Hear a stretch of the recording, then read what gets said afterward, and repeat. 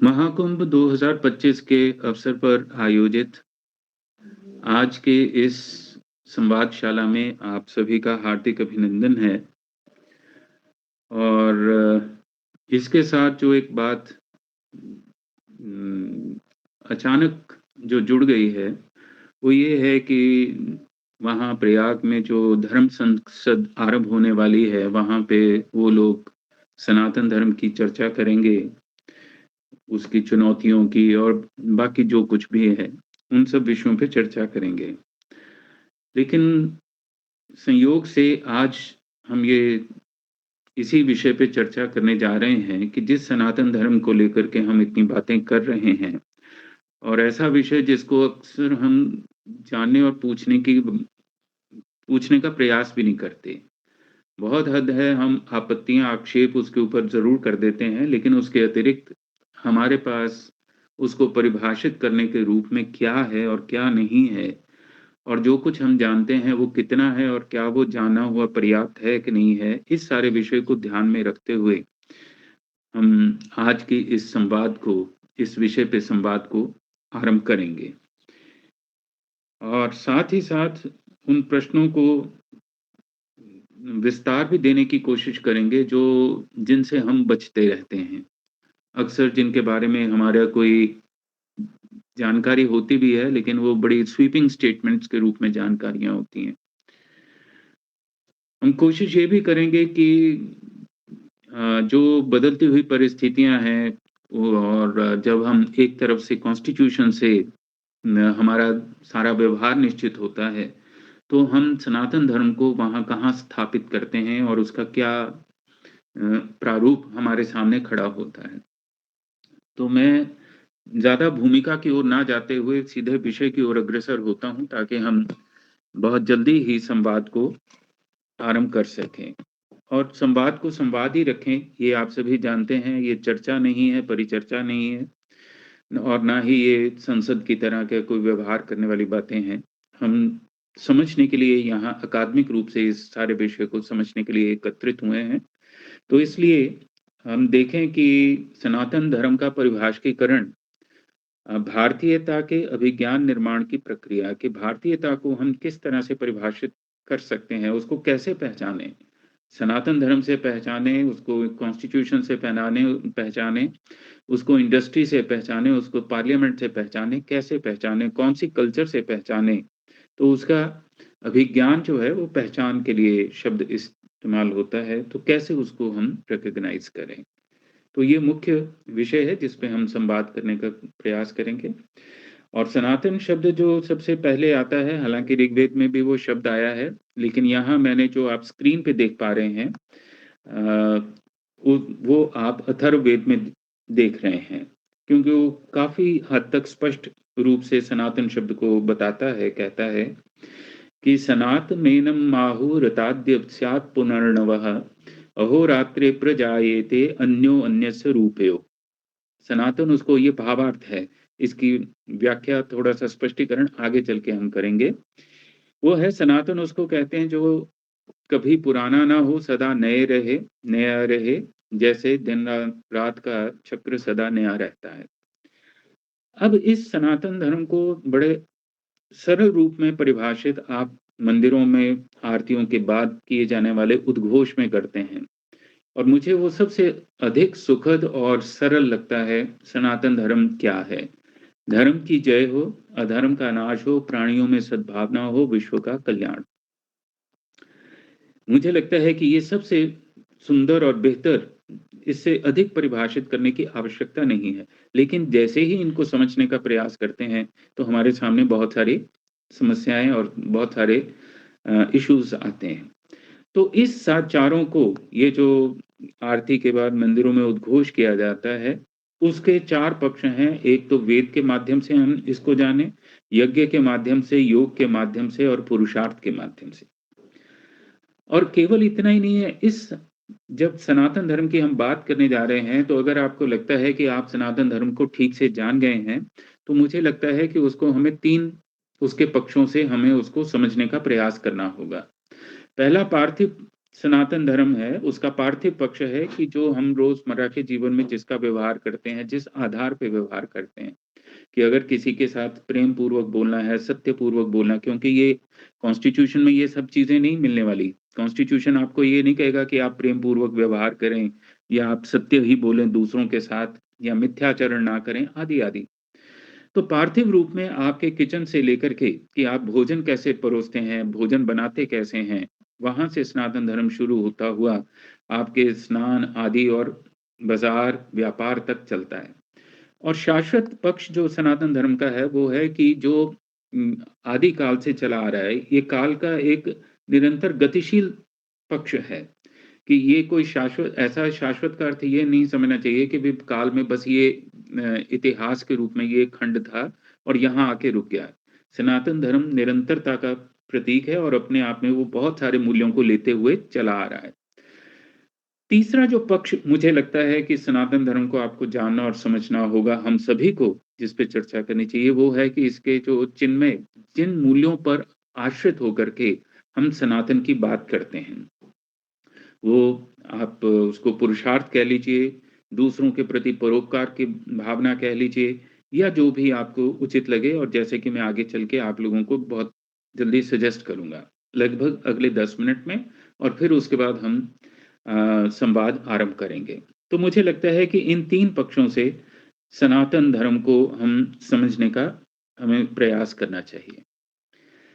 कार्यक्रम मेरे मन में जो योजना थी लेकिन मुझे मालूम नहीं कि हम कितना सफल हो पाएँगे, वो ये था कि शुरू की 10-12 मिनट की प्रेज़ेंटेशन के बाद हम सबसे पहले प्रश्नों को ले लें। वो किसी भी तरह का सनातन धर्म से संबंधित प्रश्न हो, लेकिन पहले प्रश्नों को परिभाषित करना बहुत ज़रूरी है। उन प्रश्नों को कैटेगराइज़ करने के बाद वो 4 कैटेगरीज़ होती हैं, लेकिन उसमें अभी हम नहीं जा रहे, लेकिन सभी प्रश्नों को हम पहले ले लें और प्रश्नों के बाद फिर जो जिन शब्दावली के माध्यम से हम उसको परिभाषित करना चाहते हैं, चाहे वो आप कर्म से करें या आप ऋण त्रय से करें, ऐष्णा त्रय से करें, जिससे भी आप करना चाहते हैं, वेद से करें, यज्ञ से करें, जैसे भी आप करना चाहते हैं, उस शब्दावली को भी हम एक बार देख लें, दूसरे भाग में। और तीसरे भाग में हम उन शब्दावलियों के आधार पर हम उसको परिभाषित करने का प्रयास करें, कि किस तरह से हम इस सारे सनातन धर्म को उस शब्दावली के आधार पे, उन प्रश्नों के आधार पे परिभाषित कर सकते हैं। लेकिन ये ओवरलैप होगा, मैं समझता हूँ कि अगर ऑफ़लाइन होता तो फिर हम शायद इसको ज़्यादा सटीक रूप से कर पाते, लेकिन ये एक योजना थी, कार्य योजना, लेकिन उसकी कोई ज़्यादा चिंता नहीं है अगर हम ओवरलैप करते हैं तो। ये कुछ प्रश्न थे जो आप लोग सभी सोच कर आए होंगे, विचार पढ़ के आए होंगे, इसलिए मैं उसमें समय नहीं लगाना चाहता। लेकिन मुख्य रूप से इसमें जो प्रश्न है वो यही है कि हम में से ये कौन दावा कर सकता है कि हाँ, मैं सनातन धर्म को जानता हूँ, मुझे पता है कि सनातन धर्म क्या होता है और सनातनिस्ट होने का, सनातन धर्मी होने का क्या अर्थ है, ये भी मुझे पता है। और अगर ऐसा है, अगर आप सनातनिस्ट अपने आप को सनातन धर्मी कहते हैं, सनातन धर्म को जानते हैं, तो फिर जो आज के युग के प्रश्न हैं जिसमें caste system, equality, justice, economic freedom आदि-आदि हैं, इनको हम हमारा रिस्पॉन्स क्या है एक सनातन धर्मी होने के नाते? और फिर ये भी विचार करने की बात है कि सनातन धर्म को आप रिलिजन की तरह परिभाषित करना चाहते हैं, वे ऑफ लाइफ, जैसे कि सुप्रीम कोर्ट के जज जो कुलदीप सिंह थे, उन्होंने इसे वे ऑफ लाइफ के रूप में परिभाषित करने का प्रयास किया, उन्होंने अपनी जजमेंट में लिखा था। फिर इस सनातन धर्म की जिसे आप जी रहे हैं, अपना यथार्थ मानते हैं, उसकी लीगल सैंक्टिटी क्या है? और मतलब सनातन धर्मियों के अधिकार क्या हैं, कौन से हैं? क्योंकि माइनॉरिटीज़ के अधिकारों का तो मुझे मालूम है, लेकिन सनातन धर्मी जिसको आप अधिकतम मेजॉरिटी कह रहे हैं, उनके क्या हैं? और सेकुलरिज़्म और डेमोक्रेटिक सेटअप में वो कहाँ खड़ा होगा? और फिर सनातन धर्म को पॉलिटिकल फ़ोर्स है कि नहीं, जिस तरह के बाकी सभी धर्म एक पॉलिटिकल फ़ोर्स के रूप में सामने उभर कर आते हैं और अपना पैर जमाते हैं अंगद की तरह और आप में से कोई उसको हिला भी नहीं सकता। और फिर केवल इतना ही नहीं, इस सनातन धर्म का जो ग्लोबलाइज़ेशन से, ओपन मार्केट से आने वाले जो चुनौतियाँ हैं, जिनको हम सभी अपने घरों में फेस कर रहे हैं, कंज़्यूमरिज़्म आदि से, उसके संदर्भ में सनातन धर्म को आप कैसे देखते और समझते हैं?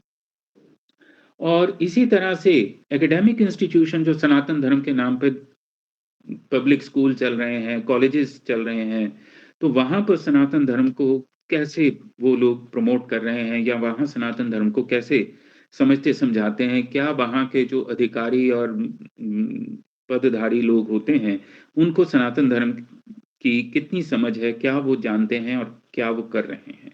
तो ये बहुत सारे प्रश्न हैं जिनको मैंने आपसे साझा किया था। अब जो मैंने पहले ही प्रश्न आपके साथ साझा किया था कि सनातन धर्म वस्तुतः है क्या? तो 2 मंत्र हैं वो आप देख सकते हैं, मैं उनको उनका पाठ नहीं करने जा रहा दोनों का। एक मंत्र जो पहले था अथर्ववेद से वो मैंने आपके साथ साझा कर दिया था। लेकिन उसका अर्थ यही है कि उस परम पुरुष को सनातन पुरुष कहते हैं। ये पुरानी हिंदी है, इसलिए मैं नहीं जानता कि कितना आप इसको एप्रिशिएट कर पाएँगे। परंतु वह तो आज भी फिर भी नया का नया ही है। जैसे दिन-रात बराबर नए-नए उत्पन्न होते रहते हैं, तो भी एक-दूसरे के रूपों में समान होते हैं। ये था अथर्ववेद का और उससे भी पहले जो हमें देखने को मिलता है, वो ऋग्वेद में, जहाँ पर वो शब्द इस्तेमाल करते हैं, सनता न दुदूषत, ये शब्द प्रयोग किया जाता है। और ये पुरानी सुधुकड़ी हिंदी है, ये जो हारे शब्द आप बीच में देख रहे होंगे, इसको देख कर के कहीं पराजय का अनुमान ना करें, हारे का मतलब वाले शब्द है। ये सुधुकड़ी भाषा है जो 1940 पन 50 तक चलती आ रही थी। तो यहाँ पर भी आपको सनातन से चले आए धर्मानुकूल कर्तव्यों को कभी दूषित ना करें, उनमें दोष ना आने दें, ये ऐसा इसका भावार्थ है, ऐसा इसका सामान्य अर्थ है। तो ये आपको मैंने वो प्रथम परिचय दे दिया है जहाँ पर ऋग्वेद में और अथर्ववेद में सनातन शब्द इस रूप में आया है। और ये वो सारे संदर्भ हैं स्थूल रूप से, जहाँ पर सनातन शब्द आता रहा है, बार-बार आता रहा है। वो आपको गोपथ ब्राह्मण में भी आपको मिल जाएगा, महाभारत में मिल जाएगा। बहुत सारे ग्रंथ हैं जिनमें आपको भागवतम में, मार्कंडेय पुराण में, आदि-आदि अत्रि संहिता, मनुस्मृति आदि-आदि सब में सनातन धर्म शब्द आपको मिलता है। ये सारे रेफ़रेंस हैं, अगर कभी आप लोगों ने को पेपर पे लिखना हो तो ये मैं सबके साथ साझा कर सकता हूँ। लेकिन मुख्य रूप से जो है वो वेद, स्मृति, सदाचार, अपना आत्मा स्वस्य च प्रियमात्मनः, इस तरह के सबने अपने-अपने तरह के लक्षण दिए हैं।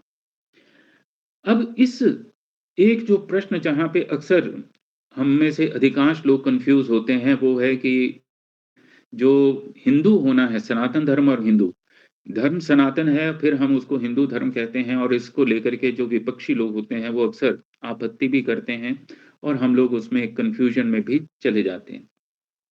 तो इस बात को थोड़ा-सा हम ये देख लें कि जिसे हम हिंदूहुड कहते हैं। हिंदुइज़्म शब्द प्रयोग करने से आप लोग परहेज़ करें तो अच्छा है, क्योंकि हिंदुइज़्म नाम की कोई चीज़ हिंदूवाद नहीं होता। बाकी सब वाद हो सकते हैं, संप्रदायवाद हो सकता है, लेकिन हिंदू का वाद संभव नहीं है। तो उसके जो मुख्य कंपोनेंट्स हैं, अगर आप अन ग्रंथों को देखें और समझें परंपरा को, तो जो वैदिक कंपोनेंट हैं, जो उसके वैदिक तत्व हैं, वो है संस्कृत, यज्ञ, देवतावाद, थियोलॉजिकल थॉट जिसे आप कहते हैं, आत्मन और ब्रह्मन की बातें। और उसके साथ-साथ जो वैदिक लेटर वैदिक कंपोनेंट जिसे आप कहेंगे, लोग कह सकते हैं, शास्त्र बाकी और सब कुछ उसमें सम्मिलित कर सकते हैं। लेटर पीरियड में वो है वर्ल्ड नेगेशन एटीट्यूड कि संसार के प्रति विरक्ति का भाव, संसार की निंदा, एक्सट्रीम एसेटिसिज़्म की बहुत ही कठोर तपस्याएँ, इसका वर्णन आपको बहुत सारे पुराणों में या आपको अन्य संप्रदायों में भी मिलेगा। पूजा वर्शिप जो है जिसमें कि इमेज वर्शिप, मूर्ति पूजा इंक्लूडेड है। योगा टेक्निक्स ऑफ मेडिटेशन, ये आपको लेटर पीरियड में मिलते हैं और एथीज़्म उसके भी बाद में आकर के आपको मिलने लगता है, जिसे आप अक्सर नास्तिकता कह देते हैं। ये सारी चीज़ें आपको दिखाई देती हैं और ये 9 जो तत्व हैं, जब इनको आप मिलाते हैं, तो इनका जो मैनिफेस्टेशन आपको हिंदूहुड में होते दिखाई देता है, हिंदुत्व में, वो माया के सिद्धांत के रूप में कि निरंतर जो परिवर्तनशील है माया में, जो यथार्थ नहीं है वो, संसार का सिद्धांत मिलता है, कर्म का लॉ ऑफ मॉरल कॉज़ैलिटी, मोक्ष का सिद्धांत, भक्ति, intimate devotion to personal deity, ये आपको विकसित होता हुआ दिखाई देता है हिंदू धर्म में। और फिर पुरुषार्थ जो है उसमें, और वर्ण सिस्टम, ये आपको जो लेटर पीरियड में जाते-जाते जाति व्यवस्था में बदलने लग जाता है। और फिर उसके बाद जब बहुत सारी विकृतियाँ आती चली गईं और सब चीज़ें होती चली गईं, समय का अगर उसमें हम ध्यान रखें, तो आपको वो दिखाई देगा कि उस नए जो हिंदुत्व है, नया जो हिंदुत्व है, उसमें जो है वो रिचुअलिस्टिक टू इंटेलेक्चुअल की उसकी यात्रा रही, कि भी वो कर्मकांड से जो है वो बौद्धिकता की, क्योंकि जितने आपको भाष्य ग्रंथ देखने को मिलते हैं, वो बुद्धि की अंतिम सीमा को स्पर्श करने का प्रयास आपको दिखाई देता है। तो ritualistic tradition to intellectual tradition, then to devotionalism. तो वो फिर उसके बाद रामानुजाचार्य और ये सारा भक्ति संप्रदाय, भक्ति आंदोलन आना शुरू हो जाता है। तो वो जो हिंदुत्व है, नया हिंदुत्व, वो इस तरह से परिभाषित होता है। और वो उस नए हिंदुत्व से आज जिस हम हिंदुत्व की बात करते हैं, उसमें सामान्य रूप से क्या आपको दिखाई देता है? डिवोशन, भक्ति, इमेज वर्शिप, जो मूर्ति पूजा जिसे आप कहते हैं, और पर्सनल रिलीजियस एक्सपीरियंसेस के आपके व्यक्तिगत निजी अनुभव क्या हैं। तो सनातन धर्म और हिंदुत्व के इस तरह के संबंध को जो है वो हमें ठीक से जानना और समझना, उसके ऊपर भी हमें बात करनी होगी। और इसमें मैं ज़्यादा नहीं जा रहा क्योंकि फिर समय ज़्यादा लग जाएगा, लेकिन ये वो लोग हैं जिनके आधार पर मैं सनातन धर्म की बात करना चाहता हूँ। ये लोग थे, ऋषि लोग थे, जिनका आचार, व्यवहार, सोच, जिनका दृष्टिकोण जो सनातन धर्म को परिभाषित करता है, और उनसे उठ कर के ये सनातन धर्म की बातें हमारे तक पहुँची हैं। वो कौन लोग थे? ऐसे वो लोग थे जिनकी नदियाँ सिर्फ़ बरसात में मैली होती थीं, जिनका आसमान सिर्फ़ आँधी चलने पे मैला होता था, जिनकी धूप केवल बादल घिरने पर मैली होती थी और विचार केवल आवेग की प्रखरता में मैले होते थे। उनका शरीर केवल काम करते समय मैला होता था, उनकी आत्मा तो मैली होती नहीं थी। और वे दुखी भी कम होते थे क्योंकि उनकी परिभाषा हमारे से भिन्न थी। आँसू के स्थान पर दर्शन टपकने लगता था, चेहरे पर ज्ञान, तेज और तुष्टि बनकर झलकता था। और उनकी ज़रूरतें भी बहुत कम थी, वे सब कुछ अपने लिए नहीं चाहते थे। पेट भरने के बाद उनकी भूख तेज नहीं होती थी, और वो बहुत कम चीज़ों से डरते थे, बहुत अधिक चीज़ों पे भरोसा करते थे, घृणा तो किसी चीज़ से करते ही नहीं थे। तो वो ऐसे लोग थे, जिनके जहाँ से सनातन धर्म आज हमारे तक पहुँचा है। ऐसा नहीं सनातन धर्म उनसे पूर्व भी होगा, लेकिन ऐसे लोगों को मैं स्वीकृति प्रदान करता हूँ, उनको प्रणाम करता हूँ, जहाँ से वो सनातन धर्म शब्द जो है वो हमारे तक पहुँचा। और ऐसे वो लोगों को मैं उनके बारे में एक अंतिम बात भी कहना चाहता हूँ, कि उनकी ज्ञान मीमांसा में ज्ञान ज्ञान नहीं था, परले दर्जे का अज्ञान था। कि उनका मानना था कि इससे आदमी आदमी की तरह रहने की जगह चालाक जानवरों की तरह रहने लगता है, बहुत अधिक खाता है, बहुत अधिक पीता है, बहुत अधिक भोगता है, इंद्रियों का बहुत अधिक गुलाम बनता जाता है और जीवन-मरण के चक्र में बहुत उलझता जाता है, और अपनी चालाकी में भी मूर्खता करता है, जैसा कि आज हम विज्ञान के नाम पर और विकास के नाम पर कर रहे हैं। तो वो लोग हमारे पर्यावरण के ध्वंस पर, प्राकृतिक संसाधनों के अपव्यय पर, उपभोक्ता संस्कृति आदि के ऊपर चिंता कर रहे थे, अगर उनको हम ठीक से देखें। तो आज जिस सनातन धर्म के ऊपर हम चर्चा करने जा रहे हैं, अपने सनातन धर्मी होने पर एक जिज्ञासा का प्रश्न चिन्ह लगाने जा रहे हैं, वो उस सब का आधार ये ऋषि लोग थे, जहाँ से सनातन धर्म उद्भूत होकर के हमारे पास आया है। ये सारी बातें आप लोगों के साथ मैं पहले शेयर कर चुका हूँ, और मैं अपेक्षा करता हूँ कि आप सब ये पढ़ कर के आए होंगे, कि सनातन धर्मी होने का तात्पर्य क्या है, कि हम जिज्ञासु होने से सनातन धर्मी होने का अनुभव करते हैं, न कि विश्वास करने से। तो क्योंकि हमारी निरंतर जिज्ञासा है, और जिज्ञासा क्या है, कि धर्म से आरंभ होकर के मोक्ष में वो जाकर के परिणत होती है। ये सारे वो वाले बातें हैं जिनको मैं आपके साथ साझा कर चुका हूँ, जिसको आप ताना-बाना कह लें, जिसके आधार पे सनातन धर्म को हमें परिभाषित करना चाहिए। और दूसरा जो है कि जो सनातन धर्म के जो ग्रंथ हैं, जिन ग्रंथों से हम सनातन धर्म को समझना चाहते हैं, ये उसके 21 पॉइंट्स हैं जो वो भी आप लोगों ने पढ़े होंगे, मैंने वो आप सबके साथ साझे किए थे। लेकिन उसमें एक बड़ी इंटरेस्टिंग जो रुचिकर बात है, क्योंकि अक्सर जो है वो आरोप तो सनातन धर्म पे 3-4 ही लगाते हैं, बाकी तो सब जानने में कोई रुचि लेता नहीं। वो ये है कि जाति व्यवस्था का, कि एंटी वुमन होने का, पाखंड का, मनुवाद का, ब्राह्मणवाद का, यही 5, 7, 10 जो हैं 5 का आरोप लगते हैं। और मैं हल्के से उनको कहता भी हूँ, ऐसे जो सज्जन लोग होते हैं, कि भाई आप, ये तो हमें पता ही है, इससे अधिक कोई तुम्हारी आपत्तियाँ, आक्षेप हैं, कोई नए तुम्हारे आरोप हैं, तो उनको तुम लेकर के आओ। ये तो हो गए पुराने। लेकिन उसमें जो 2-3 विशेष बातें हैं, everyone wants to be unique, जहाँ से डिस्क्रिमिनेशन शुरू होती है, जहाँ से ये विकृतियाँ आनी शुरू होती हैं। And so everyone loves the hierarchy, क्योंकि आप हायरार्की में ही महत्वपूर्ण हो सकते हैं, कि राजा सबसे महत्वपूर्ण, उसके नीचे दूसरे महत्वपूर्ण, उसके नीचे दूसरे महत्वपूर्ण, चाहे वो परिवार है, चाहे वो समाज है। And when we are burdened by hierarchy, we see it as a problem that needs to be solved. In other words, we seek to dismantle it and speak of justice and equality. ये हर समाज में जब hierarchy बनने लगती है, और किस लिए बनने लगती है? क्योंकि आप यूनिक अपने को महसूस कराना चाहते हैं, आप स्पेशल होना चाहते हैं, तो आप एक हायरार्की डिज़ाइन करते हैं, जिसे आप लीडर भी कहते हैं। और इसी तरह से एक जो और बात है, ये मैं इसलिए कह रहा हूँ, क्योंकि जो नेक्स्ट हम टेक अप करेंगे सनातन धर्म पे इश्यूज़, कॉन्स्टिट्यूशन और सनातन धर्म पे, तो उसमें ये चीज़ें आएँगी, जहाँ पे justice presupposes the end of history, कि आपने जस्टिस कर दिया, एक निर्णय दे दिया और ये समाप्त हो गई, इतिहास खत्म हो गया। When account books are balanced, this never happens in rebirth cultures.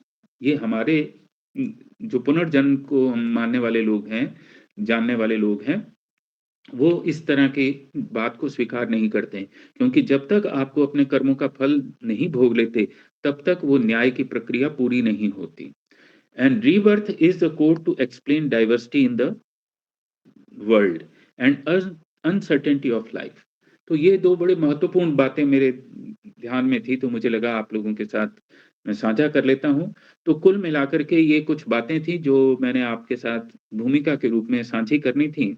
और ये जो आप देख रहे हैं, स्पष्ट नहीं है ये शायद चित्र, लेकिन ये मदन मोहन मालवीय के द्वारा जो उन्होंने सनातन धर्म को एक प्रारूप देने का प्रयास किया था, ये वो चीज़ें हैं, जिसमें उन्होंने उन पढ़ाना क्या है, कैसे पढ़ाना है, क्या आप व्यवहार करेंगे, कैसे व्यवहार करेंगे, ये सारा उन्होंने दे रखा है। और मैं आखिर बात यहाँ पे अपनी बात को विश्राम दूँगा, कि इस सारे विषय में डॉक्टर अखिलेश चंद्र शर्मा जी ने मेरे साथ ये स्लाइड्स शेयर की थी। मैं उनका धन्यवाद करता हूँ कि उन्होंने ये मेहनत की, कि उन्होंने एक पक्ष रखा है कि सत्य सनातन वैदिक धर्म क्या है, तो उन्होंने ये कहा कि धर्म मनुष्य जीवन में मनुष्यों द्वारा धारण करने वाली शिक्षाओं, मान्यताओं, सिद्धांतों व गुणों को कहते हैं।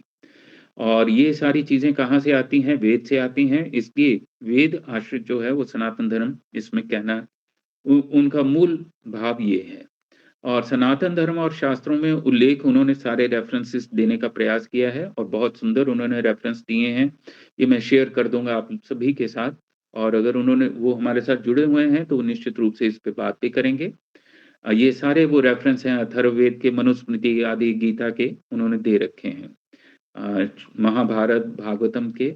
और उनका ये मानना है कि सनातन धर्म को ही हिंदू धर्म कहते हैं। उसके लिए उन्होंने अपने तरीके से वो प्रमाण दिए हैं, कि क्योंकि वैदिक देववाद और वो चारों वर्ण आश्रम सनातन धर्म में भी हैं और हिंदू धर्म में भी हैं, तो सनातन धर्म और हिंदू धर्म दोनों एक ही हैं। तो ऐसा उनका मंतव्य है, तो जिस पे वो बात में अपने विषय पे हमारे साथ रखेंगे। तो कुल मिलाकर के ये आज की भूमिका थी। तो मैं चाहूँगा कि हम अपनी बात आज यहाँ से शुरू करें, कि हमारे प्रश्न क्या हैं? सनातन धर्म को लेकर के कोई प्रश्न हैं भी हैं कि नहीं हैं? और फिर उसके बाद अगर वो प्रश्न हमारे पूरे हो जाते हैं, तो फिर आप लोग अपनी-अपनी टिप्पणी हमारे साथ साझा कर सकते हैं। तो कोई भी आप में से केवल पहले प्रश्न ही रखें। मैं समझता हूँ उत्तर तो हम बाद में देख लेंगे, उत्तर उसके बाद चलेंगे। क्योंकि जितने मैंने आपके सामने प्रश्न रखे हैं, अगर उसके अतिरिक्त आपको लगता है कि कोई और प्रश्न है, जो इसमें जोड़ा जाना चाहिए, तो वो आप कह सकते हैं और ये संवाद है, इसमें कोई संकोच और संशय करने वाली तो कोई बात है नहीं। तो इसलिए आप सभी के लिए ये मंच खुला है। कोई भी आप में से अपनी बात रखना चाहे, कोई टिप्पणी करना चाहे, नहीं तो फिर हम इस सारे विषय को ओपन करते हैं चर्चा के लिए। जी, किसी का कोई प्रश्न हो, निसंकोच भाव से, क्योंकि सभी अपने ही लोग हैं, तो कोई दिक्कत नहीं है। कि सनातन धर्म को लेकर के कोई प्रश्न आपको लगता है कि ये हमें जानने की आवश्यकता है, समझने की हमें आवश्यकता है।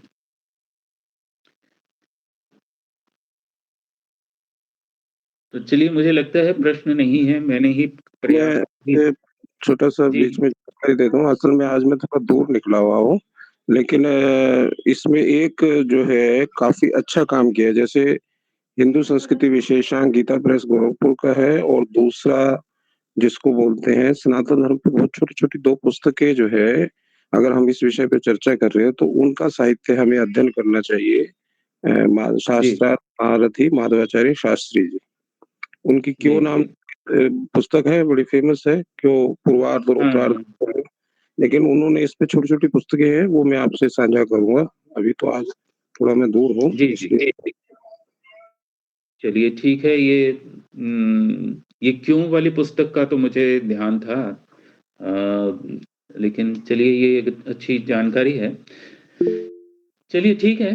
जी, राजेंद्र जी, डॉक्टर राजेंद्र गुप्ता जी। जी, जी, नमस्ते, नमस्कार सभी नमस्कार। विद्वानों को। एक छोटी-सी जिज्ञासा है, जी। जब मैं बच्चा था, हुँ। तब से जो सनातन धर्म का मतलब बताया गया था और कम से कम उत्तर भारत में दिल्ली और दूसरे उत्तर भारतीय इलाकों में वो रूढ़ हो चुका था, वो जी। था कि हिंदुओं के 2 मुख्य उत्तर भारत में भेद हैं, सनातन धर्मी और आर्य समाजी। जी, जी। सनातनी वो जो मूर्ति पूजा करता है और आर्य समाजी जो मूर्ति पूजा नहीं करता। तो हुँ। कई बारी एक शास्त्रीय अर्थ होता है, एक लोक में प्रचलित अर्थ होता है जी, और जी। इस तरीके से जो आपने मंदिर की भी चर्चा की तो सनातन धर्म मंदिर और आर्य समाज मंदिर। तो जी। सनातन धर्म मंदिर वो है जो कि मूर्ति पूजक जी। समाज के मंदिर हैं। जी। तो इस तरीके से एक डाइकोटोमी है, एक शास्त्रीय परिभाषा और लोक में प्रचलित परिभाषा में। तो आशा है कि ये भी बिंदु लिया जाएगा। बिल्कुल, धन्यवाद। बिल्कुल। ये रुचिकर है, बिल्कुल। हालाँकि मैं इन दोनों को बहुत विरोध के रूप में नहीं देखता। एक मान्यता के रूप में देखता हूँ कि आप ईश्वर को और ईश्वर को मानते हैं और मूर्ति को नहीं मानते, ठीक है, वो मान्यता है और ठीक है। जी, ज्ञानचंद जी, डॉक्टर ज्ञानचंद जी। जी, सर। सर प्रियंका, नमस्कार सर। अच्छा, अच्छा। ओके, प्रियंका जी। हाँ जी। सर सनातन धर्म में आर्य शब्द तो पूर्व से ही जुड़ा हुआ है। हमें गीता में भी मिलता है, जैसे कृष्ण जी कहते हैं, हे आर्य उठो। हमारे देश का भी नाम आर्यव्रत था। हुँ। ये तो जी, सनातन जी। धर्म से ही जुड़ा हुआ है। ये तो वेदों का अध्ययन तो सनातन धर्म से ही है। जी, जी, जी, बिल्कुल ठीक बात है। इसमें दयानंद कोई दो राय नहीं। सरस्वती ने तो दयानंद सरस्वती ने तो इसे आगे बढ़ावा दिया, उन्होंने इसकी स्थापना तो नहीं की है। ठीक है, ठीक है। चलिए, ये आपकी टिप्पणी स्वीकार्य है। और किसी का अब मुझे लगता है कि प्रश्न शायद मैंने ही ये काफ़ी कर दिए जो है ना, हैं। मैंने जो सर, समझा क्या सत्य मैं कुछ कह सनातन सकता आर्य हूँ? वैदिक धर्म, ये शब्द जी, जी। मुझे ओके। जी। हाँ जी, रविंदर जी, डॉक्टर साहब। हाँ सर, हाँ डॉक्टर साहब, अभी एक प्रश्न उठा है कि सनातन धर्म आर्य समाज का। इस हुँ। संदर्भ में मैं एक दो बातें कहना चाह रहा हूँ।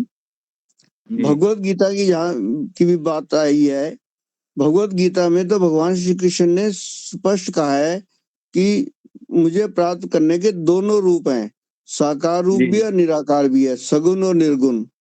केवल जी, उन्होंने जी। ये कहा है कि सगुण पक्ष जो है वो थोड़ा आसान है, निर्गुण हुँ। पक्ष के द्वारा प्राप्त करना थोड़ा कठिन है। जी, जी। जैसे आप मंदिर की बात करते हैं, मूर्ति पूजा की, तो जब जी। आप किसी, जैसे हमारे यहाँ विभिन्न प्रतीक हैं, जैसे जी। मान लीजिए माँ सरस्वती की या आपका ध्यान आता है विचार, तो आपको एक मूर्ति दिखाई देती है वीणा जी। लिए हुए। हुँ। माँ दुर्गा की लेते हैं तो आपको कुछ दूसरा स्वरूप दिखाई देता है। तो उससे क्या है कि आपका थोड़ा सा ध्यान उस ओर चला जाता है, यानी कि ध्यानावस्था की स्थिति सुलभ हो जाती है। और दूसरी बात जो आर्य समाज की बात की, मैं इसको थोड़ा सा और आगे बढ़ाना चाहता हूँ सर, जी। कि धर्म और संप्रदाय में अंतर करना पड़ेगा हमें। जी, जी। सनातन धर्म जिसे आप कहते हैं वो अनादि है, ना जी। उसका आदि है ना अंत है, हुँ, हुँ। उसका कोई संस्थापक नहीं है, जी। धर्म का भी कोई संस्थापक नहीं है। जी, जी। धर्म जैसे अभी आपने अपने जी, प्रारंभिक वक्तव्य में कहा था कि वे ऑफ लाइफ, वो हिंदू जी, जी। धर्म ही नहीं सर, धर्म अपने आप में ही वे ऑफ लाइफ है, हाँ जी, हाँ जी। कि अलग अलग विभिन्न परिस्थितियों में व्यक्ति को किस प्रकार का कार्य करना चाहिए। नियतम जी। कुरु कर्मणि, हुँ, हुँ। वो कार्य करना ही है। जबकि ठीक है। दूसरे जो ये सर संप्रदाय हैं, हुँ, हुँ।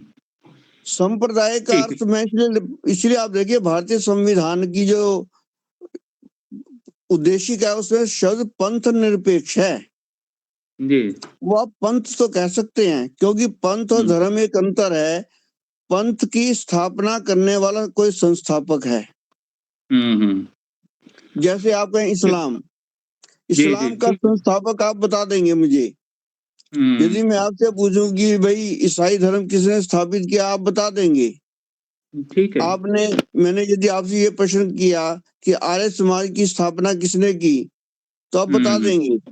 जी। या आजकल जैसे बहुत चल रही हैं, कोई राधा जी, जी, स्वामी है, ठीक है। कोई, तो ये जो मैं राइट। कहना चाह रहा हूँ सर, ये संप्रदाय हैं, ये हुँ, धर्म हुँ। नहीं है।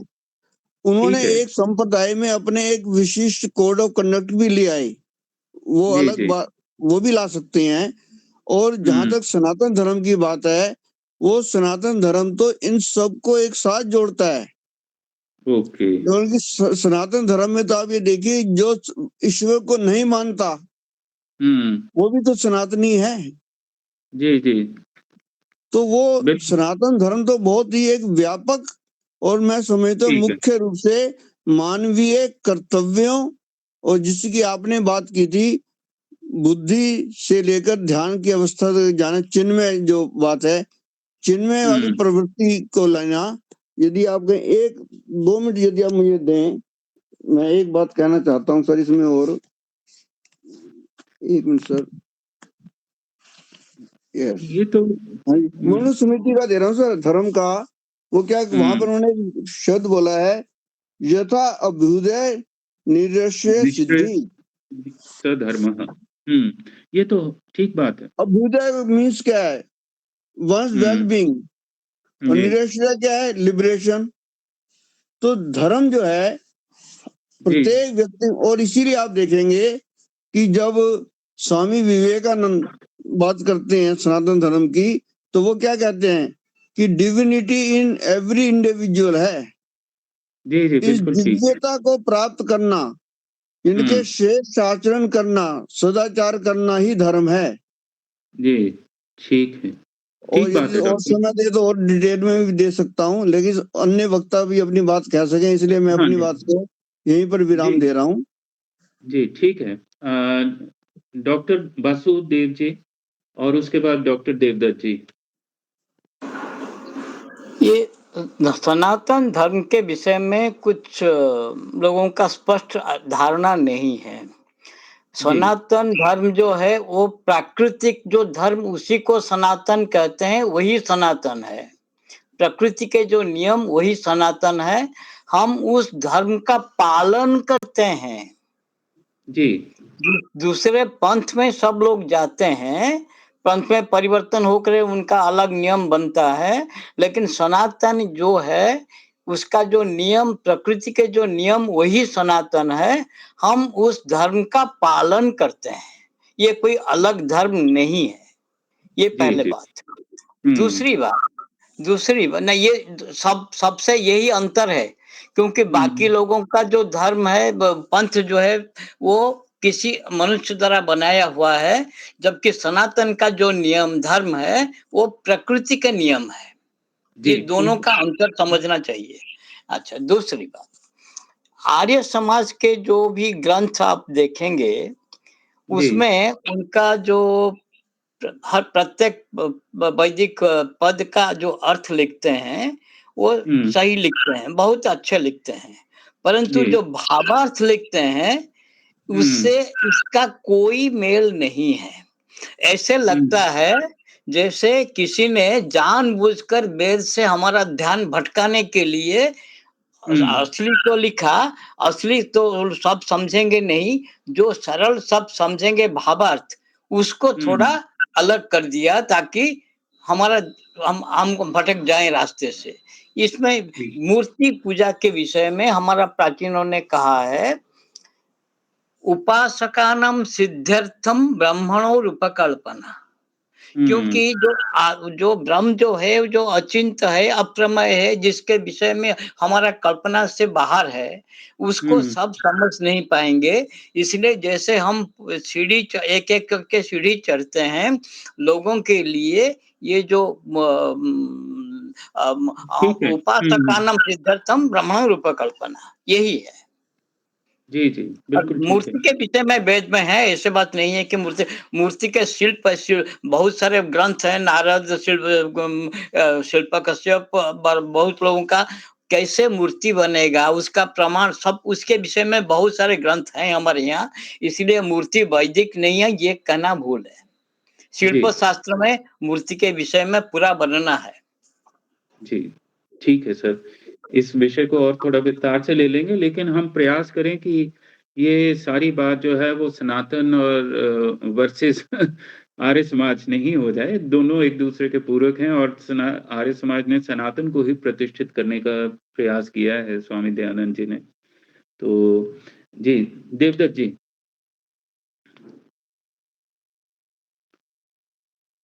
देवदत्त जी अपने को अनम्यूट कर लें। हेलो, हाँ जी, हाँ सभी जी। को प्रणाम।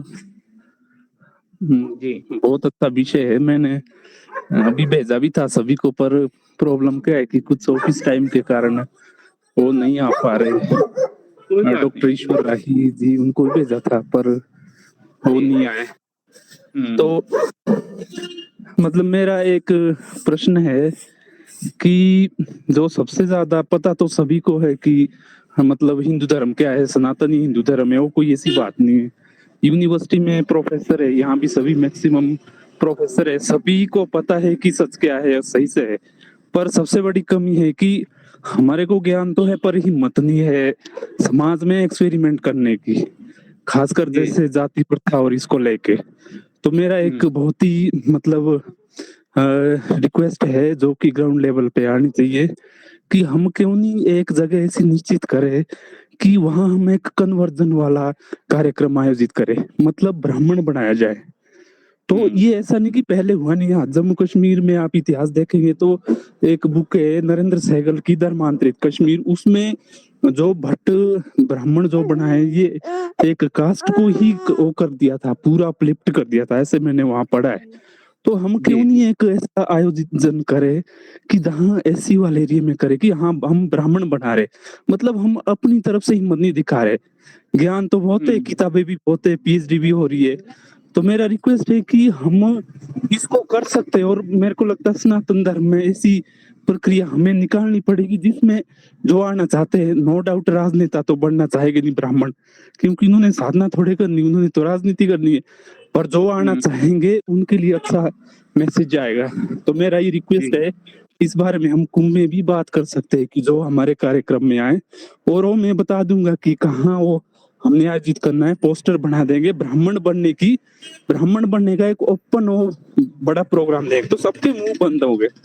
तो मेरा ये क्वेश्चन यही है क्यूरी है कि एक कुछ प्रैक्टिकल लेवल पे हो, अदरवाइज सेमिनार वेबिनार तो रोज ही होते रहते, ये कोई नई बात नहीं है। धन्यवाद। ये चलिए ब्राह्मण बनना कोई सब्जी जैसे खरीद लिया या किसी को पढ़ा दिया डिग्री बना दिया, वो ऐसा नहीं है।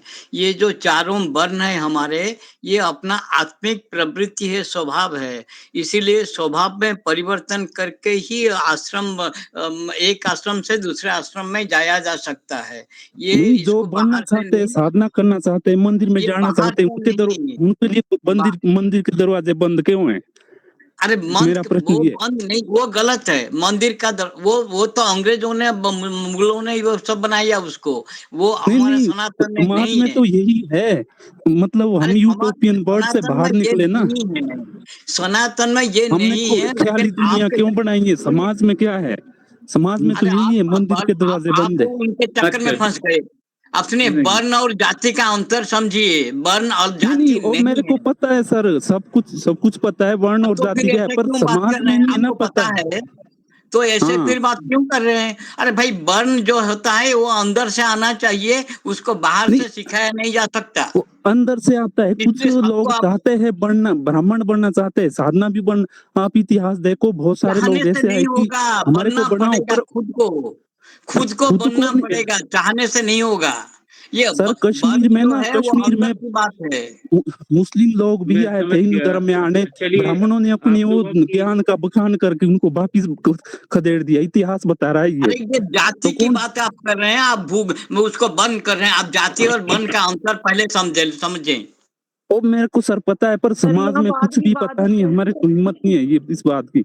यदि किसी के चलिए अंदर हिम्मत है तो मैं बताऊंगा कहाँ करना है ये आयोजन, और यदि हमारे अंदर हिम्मत है, जी जी हम जी पूरे मास को तो ब्राह्मण बना सुनिए, सकते तो हैं। अगर सबको जो सुनिए, आना आज तो चाहेगा, जब स्वभाव में लोग आना सुनिए, चाहते हैं। ये तो जैसे मुसलमान कहते हैं सारे मुसलमान बराबर है, क्रिश्चियन सारे बराबर है, लेकिन उनके फिरके नहीं है क्या?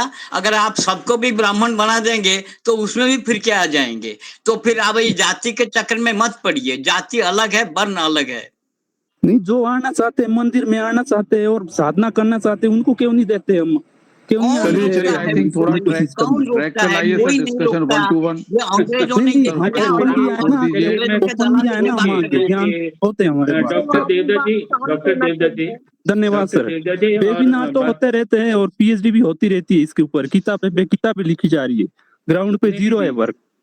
नहीं ग्राउंड पे भी बहुत काम हो रहा है और हुआ है। ऐसा कुछ नहीं है कि इतना हम वो ना हो। हाँ, आपका सुझाव ठीक है, लेकिन सबको ब्राह्मण बनाना, इस विषय को थोड़ा सा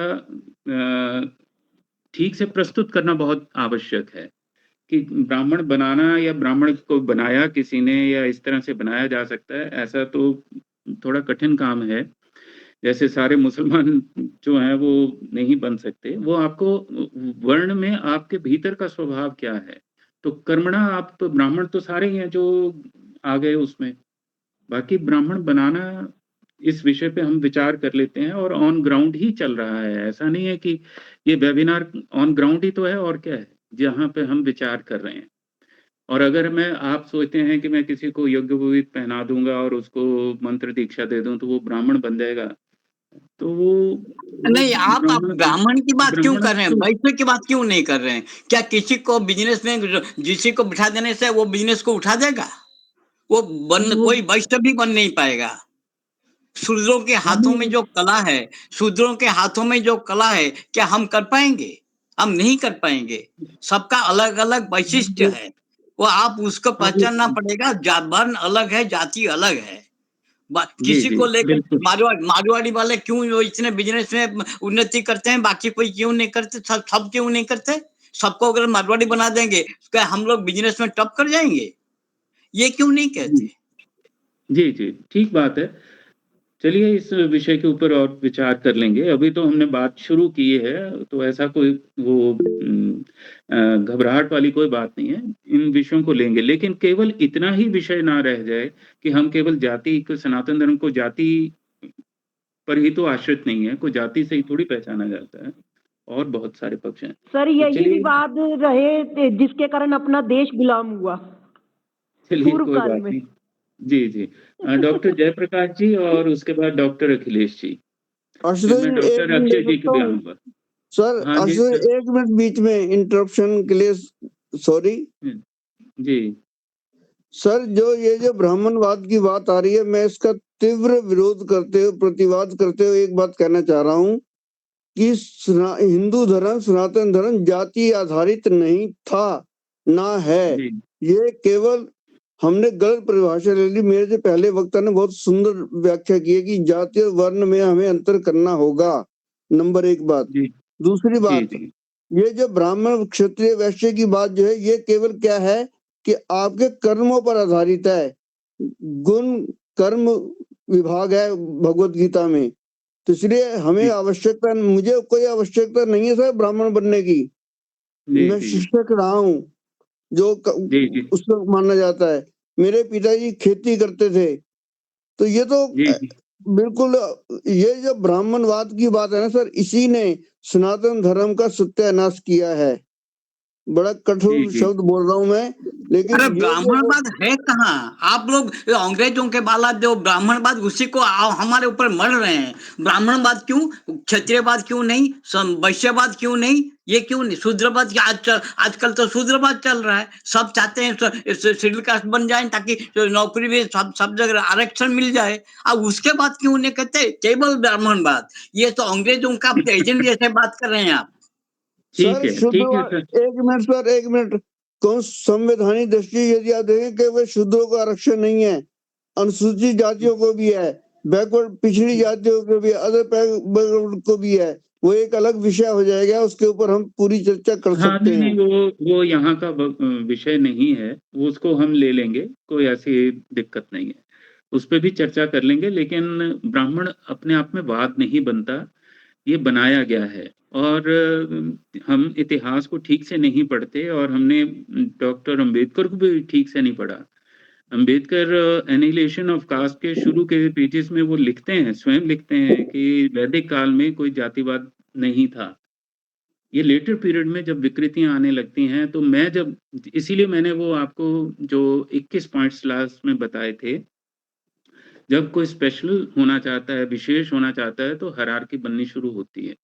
तो विकृतियों, और एक चीज और बताऊं, मंदिरों की डॉक्टर साहब ने बात की, बड़ी अच्छी बात है, लेकिन उनको पता होना चाहिए कि मंदिर जाने के लिए आपको टैक्स देना पड़ता था गवर्नमेंट को, और जो लोग नहीं दे पाते थे वो धीरे धीरे डिस्क्रिमिनेट होते चले गए। जैसे आप और इतिहास में देखें, कुंभ में वही लोग जा सकते थे जो टैक्स देते थे। अंग्रेजों ने बड़ा टैक्स कलेक्ट किया और फिर नहीं जा पाए, जो लोग नहीं दे पाए टैक्स, वहां से डिस्क्रिमिनेशन शुरू हुई है। तो बहुत सारे कारण है, इसलिए इसको हम बहुत स्वीपिंग ना करें और धैर्यपूर्वक चलें। कोई बहस वाला विषय नहीं है। मैंने इसीलिए कहा कि हम संवाद करने का प्रयास करें। हम संवाद करना भूल गए। सनातन संस्कृति संवाद की संस्कृति है। आशुतोष ठीक है, जी, तो 1 मिनट और ले रहा हूं मैं। मंदिरों के प्रवेश पर एक नया चलन अब प्रचलित हो गया सर।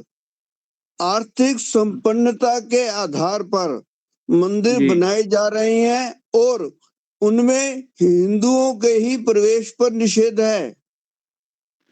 अभी अच्छा क्यों? हमारी ही, 1 मिनट देना से उदाहरण दे रहा हूं मैं आपको।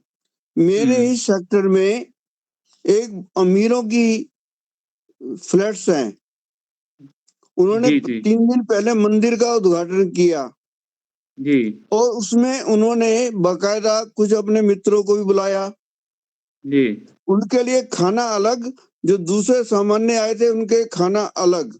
एक जी बात। जी फिर हाँ मैंने हाँ जब पता किया भी क्या मैं आ सकता हूँ मंदिर हम्म में, तो उन्होंने हम्म मुझे बोला कि मुझे जानते थे, बोले आप आ सकते हैं, लेकिन हम्म शर्त क्या है कि आपको पहले सिक्योरिटी गार्ड को बताना पड़ेगा कि आप किसके माध्यम से आ रही हैं। वो सिक्योरिटी गार्ड उस रेजिडेंट से पूछेगा कि जी वो आए हैं, वो आपका नाम ले रहे हैं, क्या हम उनको मंदिर में जाने दें या ना जाने दें। तो ये एक ये नया सोसाइटियों का जो कल्चर आ रहा है, ये पूरी तरह से जो मंदिरों को बना रहे हैं अपने अपनी सोसाइटी के अंदर सिक्योरिटी के नाम पर, ये धर्म निषेध है यदि प्रवेश को प्रतिबंधित करते हैं। चलो वो तो बड़ा एक अलग अलग विषय है, चलिए उसको देखते हैं। लेकिन तब ये तक डॉक्टर, राजनीति है, राजनीति राजनीति चल रहा है। है यहाँ पर। वो कई सारी बातें हैं, लेकिन चलिए डॉक्टर जब वो जयप्रकाश जी और डेवलपमेंट उसके आ बाद जाएंगे डॉक्टर तो वो अखिलेश जी। डिस्प्लेस हो जाएंगे। जी, जी। जी, हाँ जी, सभी को नमन। जी। अभी एक ऐसा विषय आ गया जिस पर मुझे लगा मैं भी कुछ कहूँ। मंदिरों में प्रवेश की बात की जो यहाँ की गई है, और हुँ। एक वक्ता ने कहा कि मंदिरों में प्रवेश निषेध है, मंदिरों के किवाड़ बंद कर दिए जाते हैं। तो मैं ये मानता हूँ कि ये पूरी तरह से असत्य बात है। किसी मंदिर के प्रवेश पर कहीं भी निषेध नहीं है। हाँ, कहीं जैसे काठमांडू का जो मंदिर है पशुपतिनाथ मंदिर, अथवा जो पुरी का जगन्नाथ मंदिर है, वहाँ पर कुछ ऐसे दृष्टांत हुए हैं जहाँ अहिंदू को जी। भीतर गर्भगृह में जाने से रोका गया हो। अन्यथा हिंदुओं को, हिंदुओं के अथवा सनातन धर्म के मंदिरों में जाने पर कहीं भी निषेध नहीं है। ये एक मिथ्या प्रचार है, अपप्रचार है, जो बिल्कुल बिल्कुल गलत है, और ये कभी भी नहीं था। जैसे आशुतोष जी कह रहे हैं, हो सकता है कहीं इतिहास में कोई ऐसे उदाहरण आए हों। नहीं, और हाँ, और ऐसे आए रविंद्र जी ने जो बात कही है सोसाइटीज की, जहाँ तक बात है, अब मैं मेरे घर में एक मंदिर बनाऊं और मेरा एक बड़ा परिवार है और मैं उसके निमित्त एक मंदिर बनाऊं, तो निश्चित ही मैंने यदि वहाँ पर घर पर कोई सुरक्षा व्यवस्था रखी है, तो उस सुरक्षा व्यवस्था के अंतर्गत वहाँ पर प्रवेश निषेध हो सकता है। किंतु जो जनसामान्य के लिए मंदिर है वो एक अलग बात है। वो कोई सनातन धर्म के मंदिर में प्रवेश निषेध की बात नहीं है रविंद्र जी। मैं बड़े सम्मान के साथ आपको कहना चाहूंगा, सबको अरे यहाँ ये कहना गलत चाहूंगा। कहते हैं। सोसाइटी में सबका इक्वल अधिकार है, किसी को रोका नहीं जा सकता। ये गलत कर रहे हैं, कहीं झगड़ा करना चाहते हैं, ये राजनीति से प्रेरित होकर के ये कर रहे हैं ये। कर रहे हैं। चलिए ठीक है। जी जी जी डी जी, वैसा कहीं हो गया होगा, किंतु सामान्यतया ऐसा नहीं है। सनातन धर्म के मंदिरों में हो ऐसा नहीं बिल्कुल भी सकता, नहीं है। सोसाइटी में ये हो नहीं सकता। सोसाइटी सबका है, किसी इंडिविजुअल का नहीं, किसी जात का नहीं। इसलिए ये सोसाइटी में ये हो ही नहीं सकता।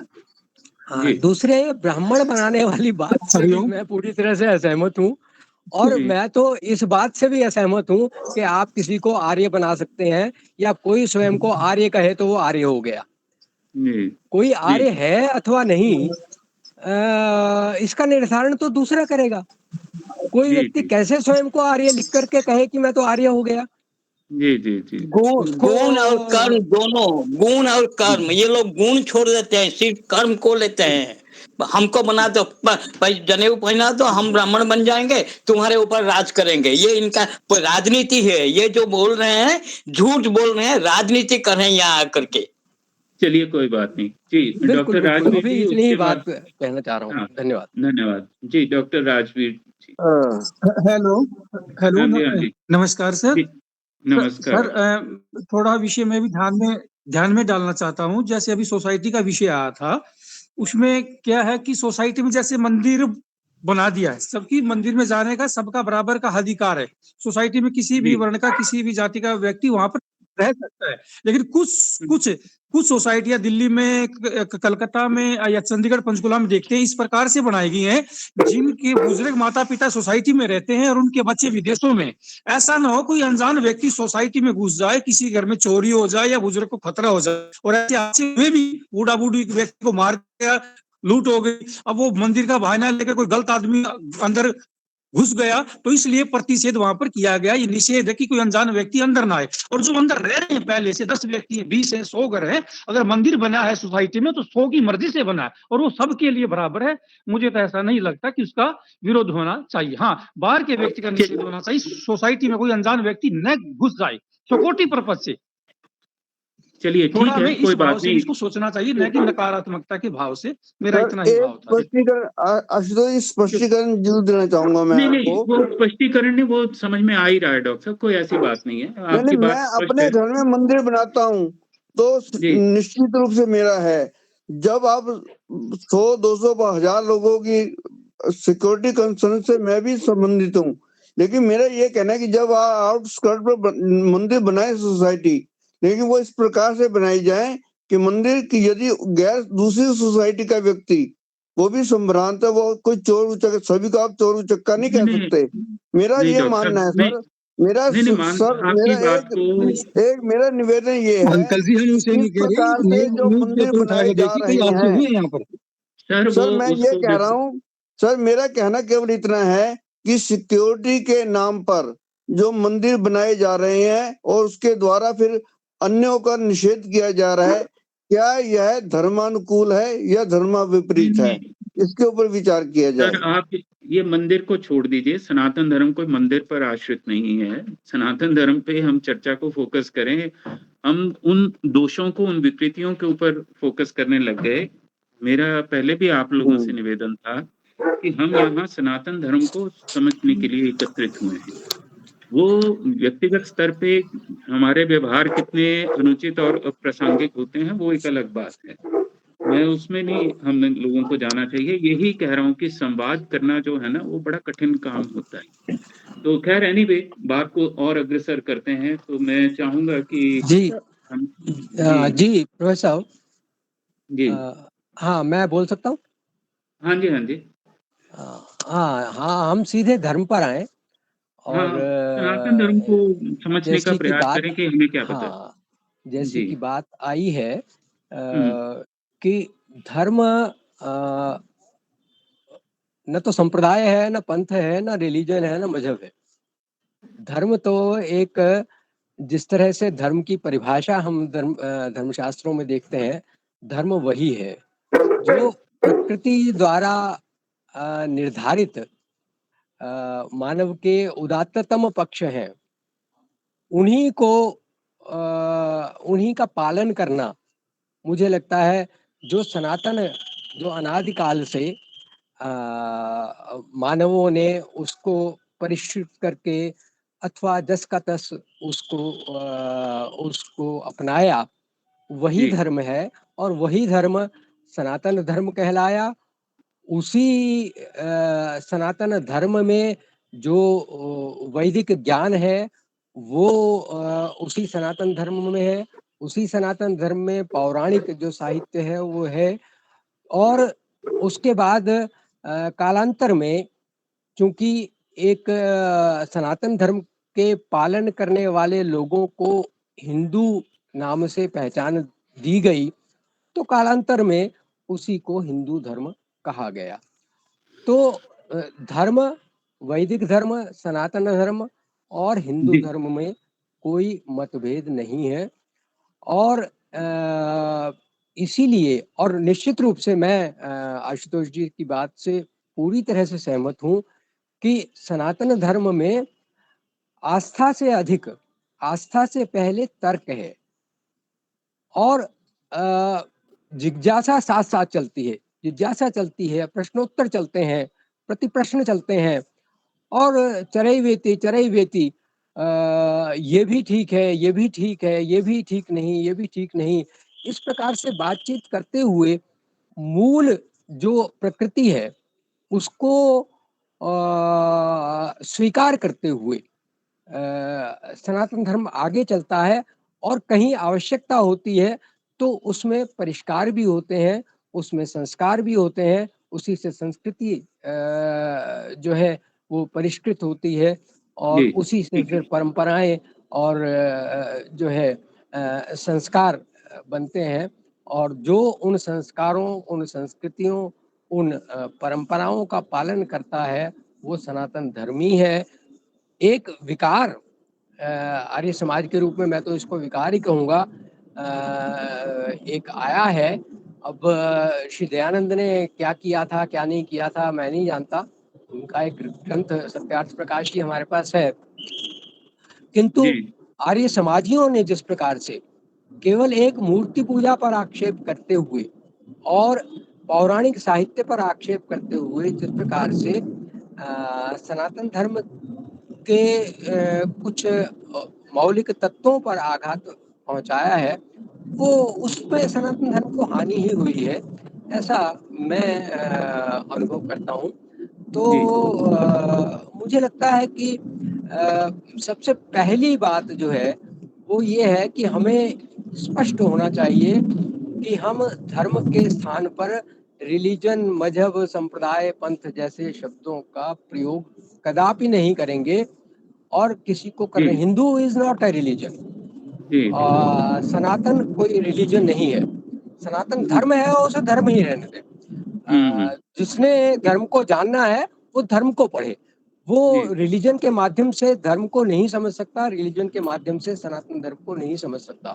हाँ, जिनको पता नहीं है उनको व्याख्या करने के लिए रिलीजन के माध्यम से धर्म समझाते हुए सनातन धर्म को समझाया जा सकता है। जिनकी भाषा भारतीय नहीं है, संस्कार भारतीय नहीं है, जिनको भारतीयता की समझ नहीं है, उनको समझाने के लिए रिलीजन शब्द से होते हुए धर्म पर जाया जा सकता है। अन्यथा भारतीयों के लिए धर्म के स्थान पर रिलीजन शब्द का प्रयोग करना अथवा पंथ, संप्रदाय, मजहब शब्द का प्रयोग करना अथवा इस्लाम को धर्म मानना अथवा इन संप्रदायों को धर्म मानना, मैं ये मानता हूँ ये भी कहीं जो है भ्रम उत्पन्न करता है और इससे अपने को बचना चाहिए और धर्म के तत्वों को समझना चाहिए। धन्यवाद। धन्यवाद डॉक्टर साहब जी। डॉक्टर अक्षय चैतन्य जी और उसके बाद शिवास्य पंथाना संतो, सनातन धर्म में जो विकृतियां आ गई हैं चाहे अनचाहे, उन पर चर्चा अवश्य होनी चाहिए, उन पर कार्यवाही अवश्य होनी चाहिए। एक प्रश्न हमारे पास भी आया था पिछली बार कि भाई सबको जो घर वापसी करते हैं तो क्या ब्राह्मण बनवा दिया जाए, क्यों बन, उस पर तो हमने वीडियो भी बनाया था। और रही जाति वर्ण की बात, जाति भी अलग है, वर्ण भी अलग है, और वही जो वर्ण अपने मनुष्यों में है वही वर्ण अन्य पशु पक्षियों में भी है। आयुर्वेद भी इसका प्रमाण है, जहां पर सांपों में वही 4 वर्ण बतलाए गए हैं। तो क्या वर्ण तक, जाति तक, क्या 1 या 2 प्रश्न तक के हम सनातन धर्म की संवाद को एकदम सीमित करते हैं? जो विकृतियां आ गई हैं उन पर चर्चा करना या उनको सीधे सीधे उन पर संवाद करना से हम लोग बचना क्यों चाहते हैं? आज की जो युवा पीढ़ी है उसको अगर हम कहते हैं सनातन परंपराएं, रीति रिवाज और कुछ धर्म शास्त्रों की कुछ बातें जो युगा धर्मानुसार लिखी गई थी, उनको हम अपरिवर्तनशील का उन पर ठप्पा लगाकर, उनको मोहर लगाकर ये चाहते हैं कि आज की पीढ़ी भी उनको वापस वैसे ही की वैसे ही मानती चली जाए, तो ये एक सरासर एक अन्याय है। क्योंकि आजकल का जो बच्चा है उसके पास सूचनाओं का इतना बड़ा भंडार है जो कि हमारे आपके पास पहले नहीं था। वो उसकी अपनी एक विचारधारा भी धीरे धीरे पनपती जा रही है। आज जब सनातन धर्म के नाम पर बच्चों को यही नहीं पता कि पति और पतिदेव, पत्नी और धर्म पत्नी में क्या अंतर होता है, कि पति को साम और पत्नी को ऋक क्यों कहते हैं, एक सामान्य जो बेसिक प्रश्न है, बेसिक मुद्दे जो है सनातन धर्म से संबंधित, मूल्यों से संबंधित, जो वे ही ठीक से नहीं बतलाए समझाए जाते हैं, तो वहां पर कुछ शब्दों को लेकर आपस में तनातनी करना, कसाकसी करना, तो एक बहुत बेतुकी बात हो जाती है। अच्छा, रही बात किसी संप्रदाय या किसी संस्था के दृष्टिकोण की बात कि भाई सबको यज्ञोपवीत पहना दो तो सब ये हो जाएगा, वो हो जाएगा, तो वहां पर तो देखिए कुछ और भी अलग से पूर्व पक्ष आ जाते हैं कि भाई आप करना सही में क्या चाहते हो, क्या संप्रेषित करना चाहते हो। कि अगर संप्रेषित ही हम ये करना चाहते हैं कि अब ये पहन लो तो अब ये हो जाओगे, तो उससे तो कुछ आना जानी होगी नहीं। उन मुद्दों को क्यों नहीं हम छेड़ सकते, उन मुद्दों पर क्यों नहीं हम चर्चा कर सकते जिनको लेकर अन्य धर्म वाले, अन्य देशों वाले हम पर कटु आक्षेप करते हैं? क्यों नहीं उनको अपने संस्थागत आधारों पर, संप्रदाय आधार पर उनकी व्याख्याएं करना चाहते हैं? फिर वह चाहे कन्यादान हो, फिर चाहे कोई भी कोई प्रथा हो, उसको ये न प्रकारेण बस अपने हिसाब से व्याख्या कर दी और परोस दिया। तो ये जो है, ये सनातन धर्म के साथ में हम लोग खुद ही अन्याय कर रहे हैं और करते रहेंगे। क्योंकि हमको अगर अपनी ही दाल गलानी है तो जानी बात है हम तो चर्चा ही नहीं करेंगे, हम तो ठीक से भागे नहीं लेंगे, हम तो ब्राह्मण शब्द पर ही उछल कूद मचाते रहेंगे, है ना? कि और जबकि वो क्या सबके सब भिक्षाटन के लिए तैयार हैं क्या? उस भिक्षाटन से अगर सब कोई हो जाता तो फिर देश समाज क्या कोई मतलब कोई कुछ चलेगा ही नहीं कहीं पर कोई। तो ये जो है कि भाई जब समझा दिया गया है, जब बात आ गई है सामने गीता के द्वारा भी स्पष्ट रूप से कि गुण कर्म विभाग हो, जो 18वें अध्याय में जो है व्याख्याएं ठीक से कर दी गई हैं, फिर उसके बाद भी तो कुछ व्यक्ति को कुछ सोचना समझना चाहिए कि हम सही में क्या करवाना चाहते हैं समाज सनातन धर्म के नाम पर की आड़ में, कि हम वही तो अपना कोई सांप्रदायिक एजेंडा लगा के, कोई पंथ का एजेंडा लगा के, अपना किसी गुरु महाराज का एजेंडा लगा के उसको हम आगे तो नहीं बढ़ा रहे हैं। तो फिर ठीक है, फिर मुंडे मुंडे मतिर भिन्ना, तो फिर तुम जो बोलो वो भी सनातन धर्म, हम जो बोले वो भी सनातन धर्म, वो अगला जो बोले वो भी सनातन धर्म, सब कुछ एक ही हो गया, सब कुछ ठीक ही है कि नहीं? तो ये बात तो फिर बड़ी हास्यास्पद स्थिति हो जाती है। होना यही चाहिए, चेष्टा यही हमारी होनी चाहिए हम सबकी, कि जो विवादास्पद विषय बन गए हैं बड़े पैमाने पर, कोई एक या दो विषय नहीं है, खाली ब्राह्मण शब्द नहीं है विवाद के लिए, रीति रिवाजों की जो बहुलता हो गई है, जो एक शोषण हो गया रीति रिवाजों की आड़ में, हाँ, उन पर हम लोग कुछ संवाद करें। आज विवाह संस्था देखें तो इतनी कलुषित हो गई है, विशेषकर उत्तर भारत में, हाँ, तो बड़ी हास्यास्पद स्थिति बन जाती है। उस पर हम लोग संवाद करें, उसको क्रियान्वित करने का प्रयास करके, नहीं ये सब दोष जो आ गए हैं, हाँ, उनको हम लोग दूर करने का प्रयास करें।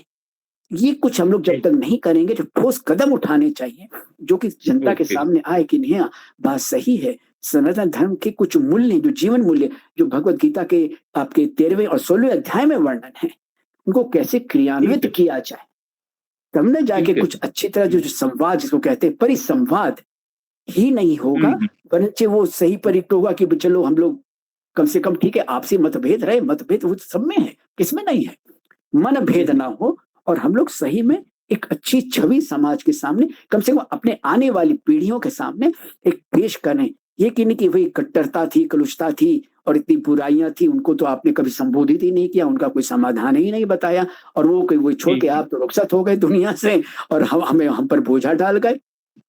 तो ये बड़ी हास्यास्पद स्थिति बन जाएगी भाई, ऐसा न हो। हम लोग को सोचना चाहिए कि धर्मशास्त्र जो है सब परिवर्तनशील है, उन पर अपरिवर्तनशीलता का जो ठप्पा लग गया है एक तरह से गलती से हठधर्मिता के चलते, वो न लगे। और हाँ, जिनको जाति वर्ण पर कुछ नई जानकारी चाहिए और जो ब्राह्मण शब्द पर है, तो उन पर हमने 2 वीडियो मैसेज चैट बॉक्स में भी शेयर कर दिया है, कृपया कर आप लोग सुने, गुने और फिर वापस संवाद की स्थिति और अच्छी तरह बनाएं, प्रयास करें, ऐसा भी क्या है। ओम। धन्यवाद। डॉक्टर अखिलेश चंद्र जी। जी डॉक्टर। मैं सभी विद्वानों को नमन करता हूं और सबसे पहले सनातन शब्द पे कुछ चर्चा करना चाहता हूं। जो मेरा ज्ञान है, जो मेरी जानकारी है, वो ये है कि जो एक बार सृष्टि बनती है और बिगड़ती है, यानी एक बार ब्रह्मांड बना और फिर 71 चतुर्युगों के बाद जब या 14 मनवंतर के बाद जब वो फिर से बिगड़ता है, उस काल को कल्प कहते हैं। और इस ब्रह्मांड के बनने से पूर्व जो स्थिति होती है, वो 3 चीज सदैव प्रवाह से अनादि है। एक जीव है, दूसरा प्रकृति है, तीसरा ईश्वर है। तो ईश्वर की ईक्षण शक्ति से प्रकृति के अंदर विकृति उत्पन्न होती है। सत रज तम जब अलग अलग होते तो वो साम्य अवस्था होती है। जब कोई स्थान नहीं होता है, कोई ब्रह्मांड नहीं होता है, तो उससे के बाद ब्रह्मांड बनता है। और ब्रह्मांड के बाद हम जब ये पृथ्वी आदि या सब स्थिति बन जाती है जहां पे मनुष्य रह सकता है, वहां पे मनुष्य उत्पन्न होते हैं। और जब मनुष्य उत्पन्न होते हैं तो ईश्वर सृष्टि के प्रथम में ही मनुष्यों को वेद का ज्ञान देता है।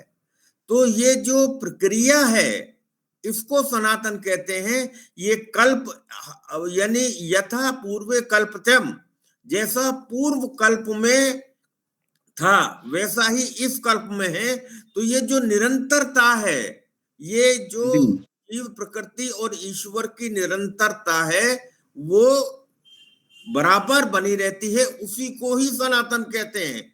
और चूंकि वेद ज्ञान ईश्वर का दिया हुआ ज्ञान है, इसलिए वेद ज्ञान को भी हम सनातन कहते हैं। तो सनातन वो है जो सदैव से थी, सदैव रहेगी और सदैव है, उसको सनातन कहते हैं। सनातन को हमें बहुत अच्छे से समझना चाहिए। ये जो बीच बीच में बहुत सारी बात आ रही थी, उसके संबंध में मैं नहीं जाना चाहूंगा। और मैं ये भी निवेदन करूंगा कि जब तक मेरी बात पूरी ना हो जाए, कोई विद्वान बीच में ना बोले। जहां तक बात आती है, मतलब ये सनातन की एक स्थापित चीज है, जिसको पहले हमें समझना पड़ेगा, तो ही हम समझ पाएंगे। और धर्म केवल सत्य सनातन वैदिक धर्म ही धर्म है, बाकी तो मत पंत्र संप्रदाय ही है। और धर्म क्या है? जो ईश्वर के बनाए हुए वेद के अनुसार करने की आज्ञा है, वो धर्म है। और जो उसमें निषेध है, वो अधर्म है। जो बाद के ग्रंथ बने हुए हैं, वेद आदि ग्रंथों का से ज्ञान प्राप्त करके ऋषि लोगों ने बाद के ग्रंथ बनाए हैं, उनमें जो बातें वेदानुकूल हैं वो सत्य हैं, और जो वेद के विरुद्ध है वो असत्य है। और ऐसा केवल मैं नहीं कह रहा हूं, सारे शास्त्र ये कहते हैं कि वेद ही प्रमाण है, वेद की बात ही मानना प्रमाण है। हमारे सभी देवी देवता, भगवान रामचंद्र जी, भगवान श्री कृष्ण जी, सारे पांडव लोग वेदविद थे। और अगर कृष्ण को या राम को इतना माना जाता है, तो उनका कारण ये था कि उन्होंने ऋषियों से वेद का ज्ञान प्राप्त किया था, और उसी की मान्यताओं के अनुसार वो जीवन भर चले और उसी का ही प्रचार किया। और आखिर में मैं ये बात कहना चाहता हूं, महर्षि दयानंद ने सत्य सनातन वैदिक धर्म का ही प्रचार किया है। सत्यार्थ प्रकाश जिन्होंने नहीं पढ़ी है, वो अच्छे से पढ़ लें और समझ लें, उसकी एक एक शब्द सत्य है।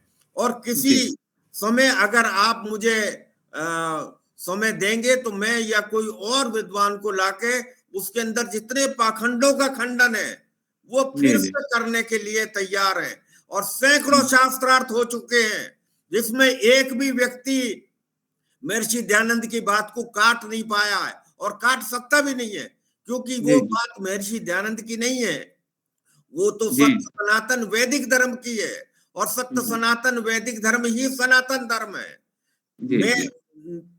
मेरे परिवार में भी मूर्ति पूजा होती है, और मैं किसी को मने भी नहीं करता हूं, लेकिन और सभी से मेरा प्रेम है, और प्रेम रखना भी चाहिए। आज आवश्यकता इस बात की नहीं है कि मूर्ति पूजा सनातन धर्म है या नहीं है। आज तो आवश्यकता इस बात की है कि सारे सनातन धर्मी एक हों, और जो मजहबी आक्रमण होने वाला है या हो रहा है, उसके साथ हम संयुक्त रूप होकर उनसे जाके जो है लड़ें। इसीलिए हमारे आर्य समाज मंदिर में सभी हिंदू से संबंधित लोगों की मीटिंग होती है, चर्चा होती है, और हम सब लोग मिलके उस बुराई से लड़ रहे हैं, आंदोलन कर रहे हैं, जगह जगह प्रदर्शन कर रहे हैं, और जो कुछ भी हो सकता है वो हम कर रहे हैं। तो कृपया इस बात को आज ना उठाएं, और इस पे आगे चर्चा करना भी उचित नहीं है। अगर किसी को जानना है तो सबसे पहले सत्यार्थ प्रकाश पढ़ ले, और अगर कोई विशेष बात करनी है तो मैं कभी किसी विद्वान को लाके आपके सामने चर्चा जो है करा दूंगा, वो फिर से सत्य सनातन वैदिक धर्म को सही सिद्ध कर देगा। बहुत आभार, धन्यवाद। धन्यवाद डॉक्टर साहब, आपसे ही हम चर्चा कर लेंगे, कोई ऐसी दिक्कत नहीं है। जी, मैं चाहूंगा कि श्री आनंद प्रकाश जी डायरेक्टर हैं GI और QC के लिए, क्वांटम कॉन्शियसनेस के लिए, तो मैं उनसे निवेदन करूंगा कि सारी चर्चा को देखते हुए आपकी क्या राय बनी।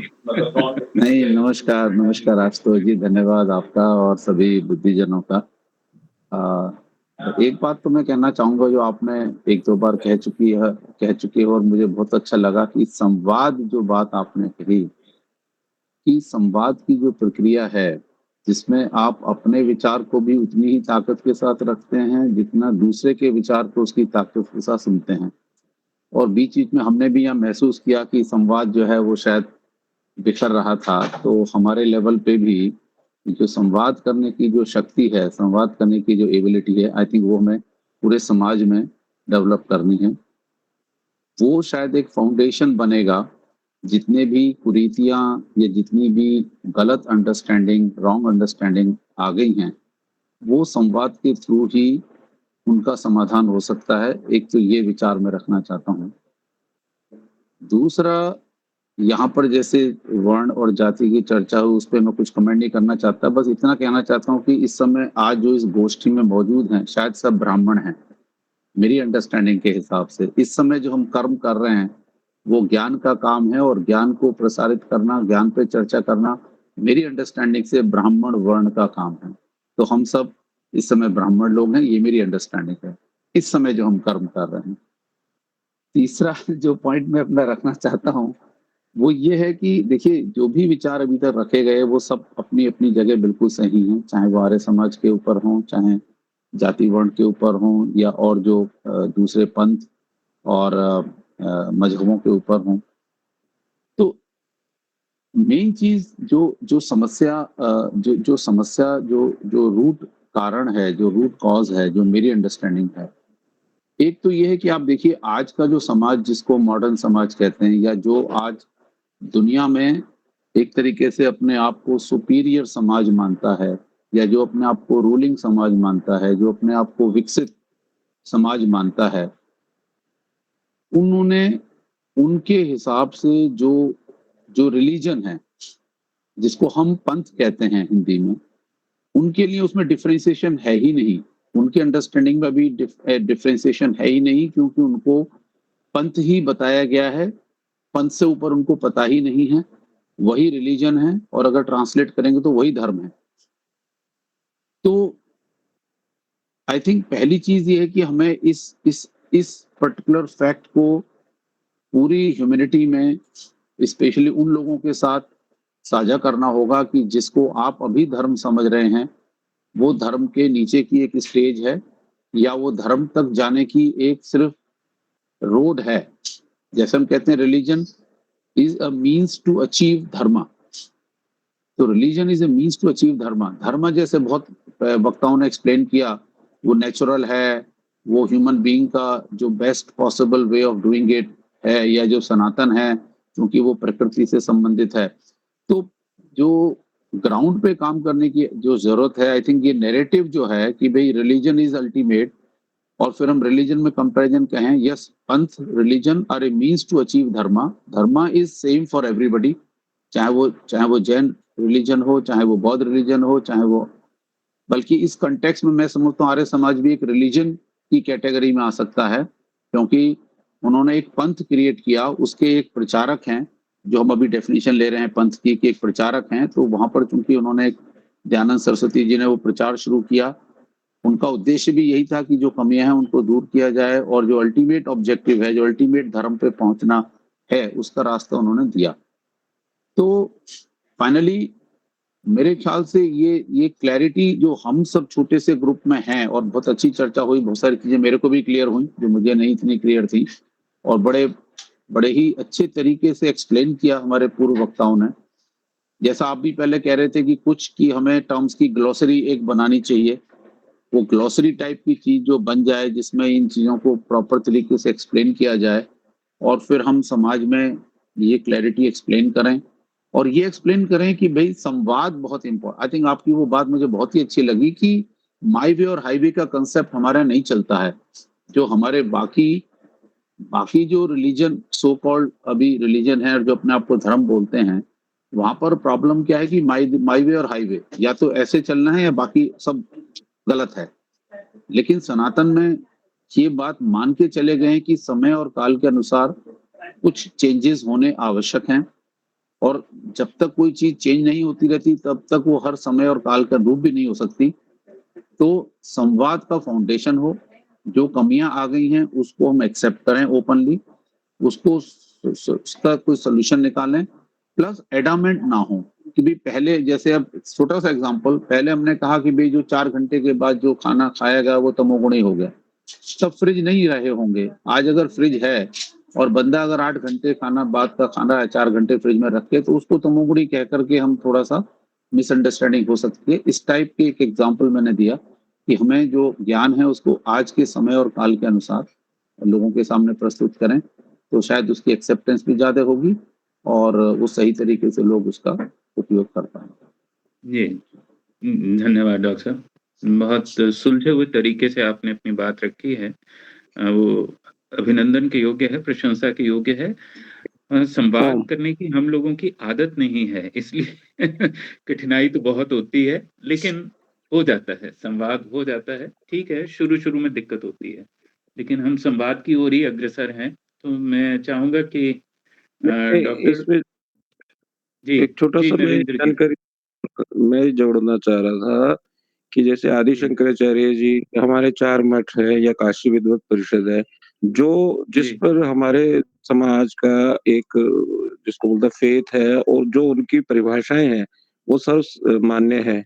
तो वो जो जी, संस्थाएँ हैं, उनकी भी जो इस समय भी समाज में वो प्रचलित हैं, तो उनकी जो जानकारियाँ हैं, जो उनसे वहाँ विद्वानों के द्वारा परिभाषित शब्दावली है, वो भी समाज के सामने आनी चाहिए। उन वो कौन-कौन सी है उसकी भी सूची आनी चाहिए। जैसे आपने एक मदन मोहन मालवीय जी का नाम लिया, लेकिन इससे हुँ। पीछे तो हमारा तो अनादि है, तो वो तब से अब तक जो चली हाँ आ जी, रही हैं, वो विषय भी हुँ। थोड़ा-सा आना चाहिए।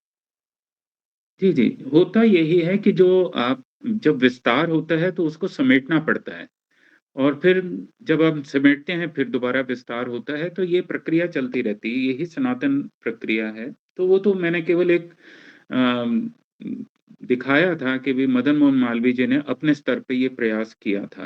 हालाँकि उन्होंने और बहुत तरह के प्रयास किए, उनसे पहले भी होते रहे हैं। तो लेकिन चलिए देखते हैं।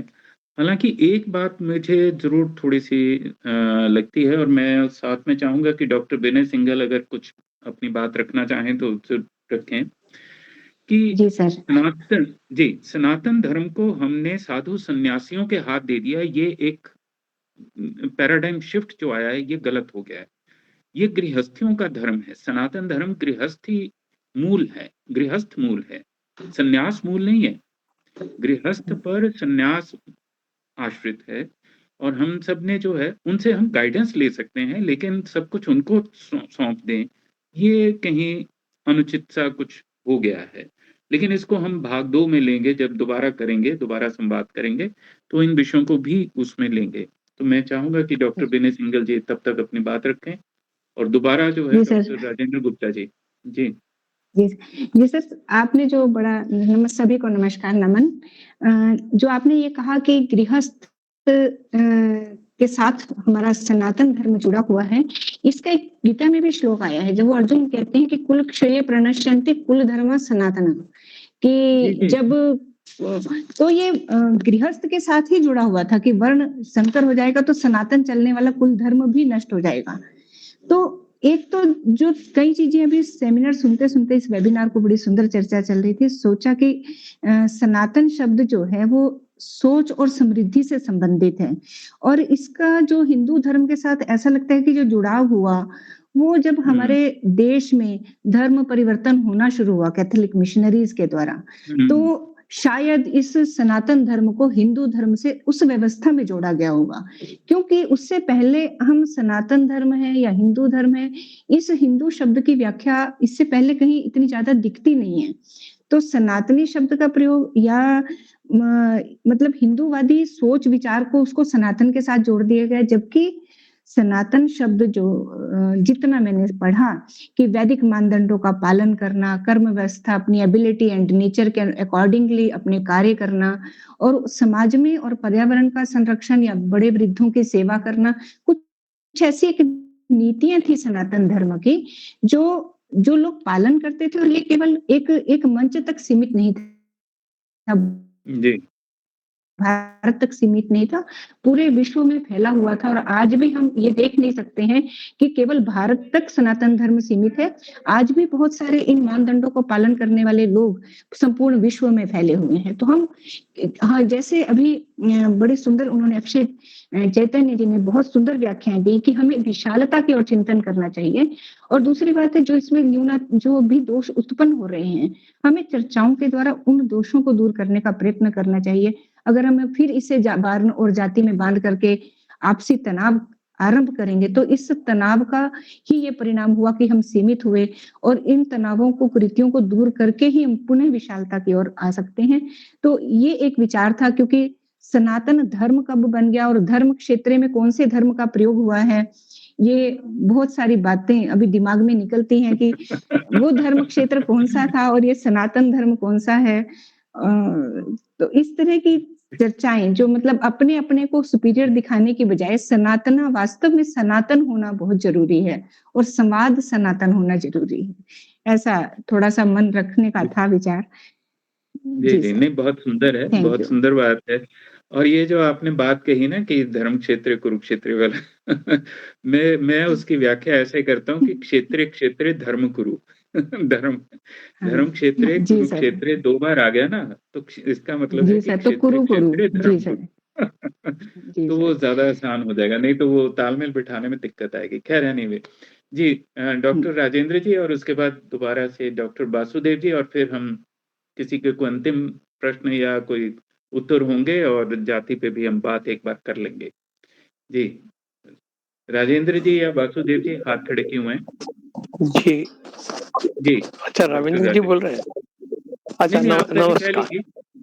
अच्छा, नहीं मेरे पास नया कुछ भी नहीं है कहने के लिए, लेकिन मैं तो एक as a take home lesson जो यहाँ से आज लेकर जा रहा हूँ, वो आशुतोष जी ने बहुत ही प्यारी बात कही जो मेरे को छू गई कि सनातन वह है जो नित्य नूतन है, और सनातन वह है जो पुरातन नहीं होता। निरंतर जिज्ञासु बने रहना ही सनातन है, और निरंतर विश्वास में डूबे रहना सनातन नहीं है। ये मुझे, मेरे मन को छू गई है। लेकिन ये भी मैं जानता हूँ कि लोक में जिसे सनातन धर्म कहते हैं वो ये नहीं है। लोक में लगभग इससे उल्टा ही है कि जितना हम पीछे जाते हैं वो सनातन है, और आधुनिकता का जितना निषेध करते हैं वो सनातन नहीं है। और तो ये एक विरोधाभास है। लेकिन ये तो अनंत चर्चा जारी रहेगी। इस पर कुछ एकता निकट भविष्य में तो निकलने नहीं वाली, क्योंकि उसी तरीके से हिंदू के शब्द पर भी है। सबके अपने अपनी परिभाषाएं हिंदू की। विवेकानंद जी की अलग है, गोलवलकर जी की अलग है, मोहन भागवत जी की अलग है, शंकराचार्यों की अलग परिभाषा है। सबकी अपनी अपनी परिभाषा है, अपने अपने हिंदू हैं। तो ये कंफ्यूजन चल रहा है, चलता रहेगा। ये सहज है, स्वाभाविक ही है। जी, डॉक्टर वासुदेव जी और उसके बाद रविंद्र कुमार जी, और फिर कोशिश करेंगे कि इस संवाद को। मेरा सिर्फ इतना ही कहना है कि जैसे दूसरे धर्म में कन्वर्सन होता है, सनातन में कन्वर्सन नहीं हो सकता, क्योंकि हम तो प्रकृति के नियम को पालन करने वाले हैं। हम धर्म पालन करते हैं, धर्म में जुड़ते नहीं, धर्म पालन करते हैं। ये डिफरेंस सबको समझना पड़ेगा। और दूसरा, ये जो जाति और वर्ण में जो चल रहा है, वर्ण तो गुण और कर्म दोनों से होता है, केवल कर्म से नहीं। हम किसी सुपर को उठा करके किसी मंदिर में पुजारी बना दिए तो हम उसका कर्म बदल दिए, लेकिन उसका गुण नहीं बदल पाए, क्योंकि गुण तो अंदर से आता है। तो इसे ये पार्थक्य जो है इसको भी समझना चाहिए। ये जो सबको ब्राह्मण बना देंगे तो फिर वही सब मुसलमान होकर के बीच जैसे चलता है उनके बीच में वैसे ही चलेगा। ये मतलब ये समाधान नहीं है, क्योंकि वर्ण और जाति, धर्म और पंथ ये अलग है, ये सबको समझना पड़ेगा। चलिए ठीक है डॉक्टर साहब, आपकी बात भी मान्य है। और एक शब्द जो आपसे और नया आया वो है कि धार्मिक होना और धर्मज्ञ होना। हम यहाँ पे इस बात को ध्यान में रखें कि हम धार्मिकता की बात नहीं कर रहे, हम धर्मज्ञ होने का प्रयास कर रहे हैं। जब सनातन धर्म पे हम जी तो ये इसलिए इस बात को थोड़ा-सा हम ध्यान रखें और जाति का उत्तर मिल जाएगा, जाति का इतना कोई कठिन काम नहीं था। लेकिन जब हम उसको थोड़ा-सा ऐतिहासिक परिप्रेक्ष्य में और व्यवहार के परिप्रेक्ष्य में देखेंगे, तो वो कोई कठिनता नहीं है। क्योंकि मैं एक-एक समय में शूद्र भी होता हूँ और किसी एक समय में ब्राह्मण भी होता हूँ। तो ख़ैर उसको ले लेते हैं, लेकिन जब हम उसको संवाद को विश्राम की ओर अग्रसर करेंगे। नहीं, पत्थर के भी वर्ण होते हैं, ब्राह्मण, क्षत्रिय, वैश्य, शूद्र। हाँ, ये सब पत्थर के भी होते हैं, सब वृक्षों के भी होते हैं। ये वर्ण जो है वो एक किसी व्यक्ति विशेष का नहीं है, केवल मनुष्यों का नहीं है, या जी, जी, सनातन जी। धर्म का नहीं है। जी, जी। अरे ये यूरोप में भी 4 वर्ण होते थे। प्लाटो को पढ़िए, वो भी अलग नाम देते थे, गोल्ड, सिल्वर ऐसे नाम देते थे, वो भी 4 देते थे। अफ्रीका में भी होता था, अमेरिका में, अरब देश में होता। वर्ण चारों सब जगह है, ये केवल सनातन में नहीं है, जी। सर्वत्र है। जी, ठीक है। जी अच्छा डॉक्टर रविंद्र कुमार गुप्ता जी, अब थोड़ा संक्षेप में हम टिप्पणियों को ले लें एक बार और ताकि बस फिर हम इस सारे पहले स्थिति तो को आज जो है हम विनय जी को देखकर बहुत अच्छा लगा। बहुत दिनों बाद वो जुड़ी हमारे साथ। जी, जी। केवल जब उन्होंने ना कुल धर्म की बात की है भगवत गीता में, तो केवल उतना जी। मेरा उसमें सबमिशन है कि इसको भी सोचा जाए कि भगवान श्री कृष्ण ने अर्जुन के इस तर्क को क्यों अस्वीकार किया। ये सही जी। और आज भी आप देख रहे हैं कि जहां भी युद्ध होता है तो युद्ध में स्त्रियां शोषण का शिकार होती हैं, हिंसा के शिकार होती हैं। लेकिन जी। उससे भी ज्यादा हुँ। जब युद्ध नहीं होता, यानी कि शांति काल में भी आज भी आप यदि देखें तो पूरे संसार में यदि आप देखेंगे तो स्त्रियां हिंसा की शिकार हो रही हैं। इसीलिए भगवान श्री कृष्ण ने बाद में उसके तर्क को इसलिए नकारा था और धर्म युद्ध की बात कही थी कि धर्म जो है हमें तामसिक प्रवृत्तियों से विमुख करता है, जी। जो हमें श्रेष्ठ बनने की बात करता है। तो धर्म को जब हम कुल धर्म को जोड़ेंगे, बाद में इसके ऊपर हम वैसे तो विनय से मैं जी, अलग जी। से भी कर लूंगा बात।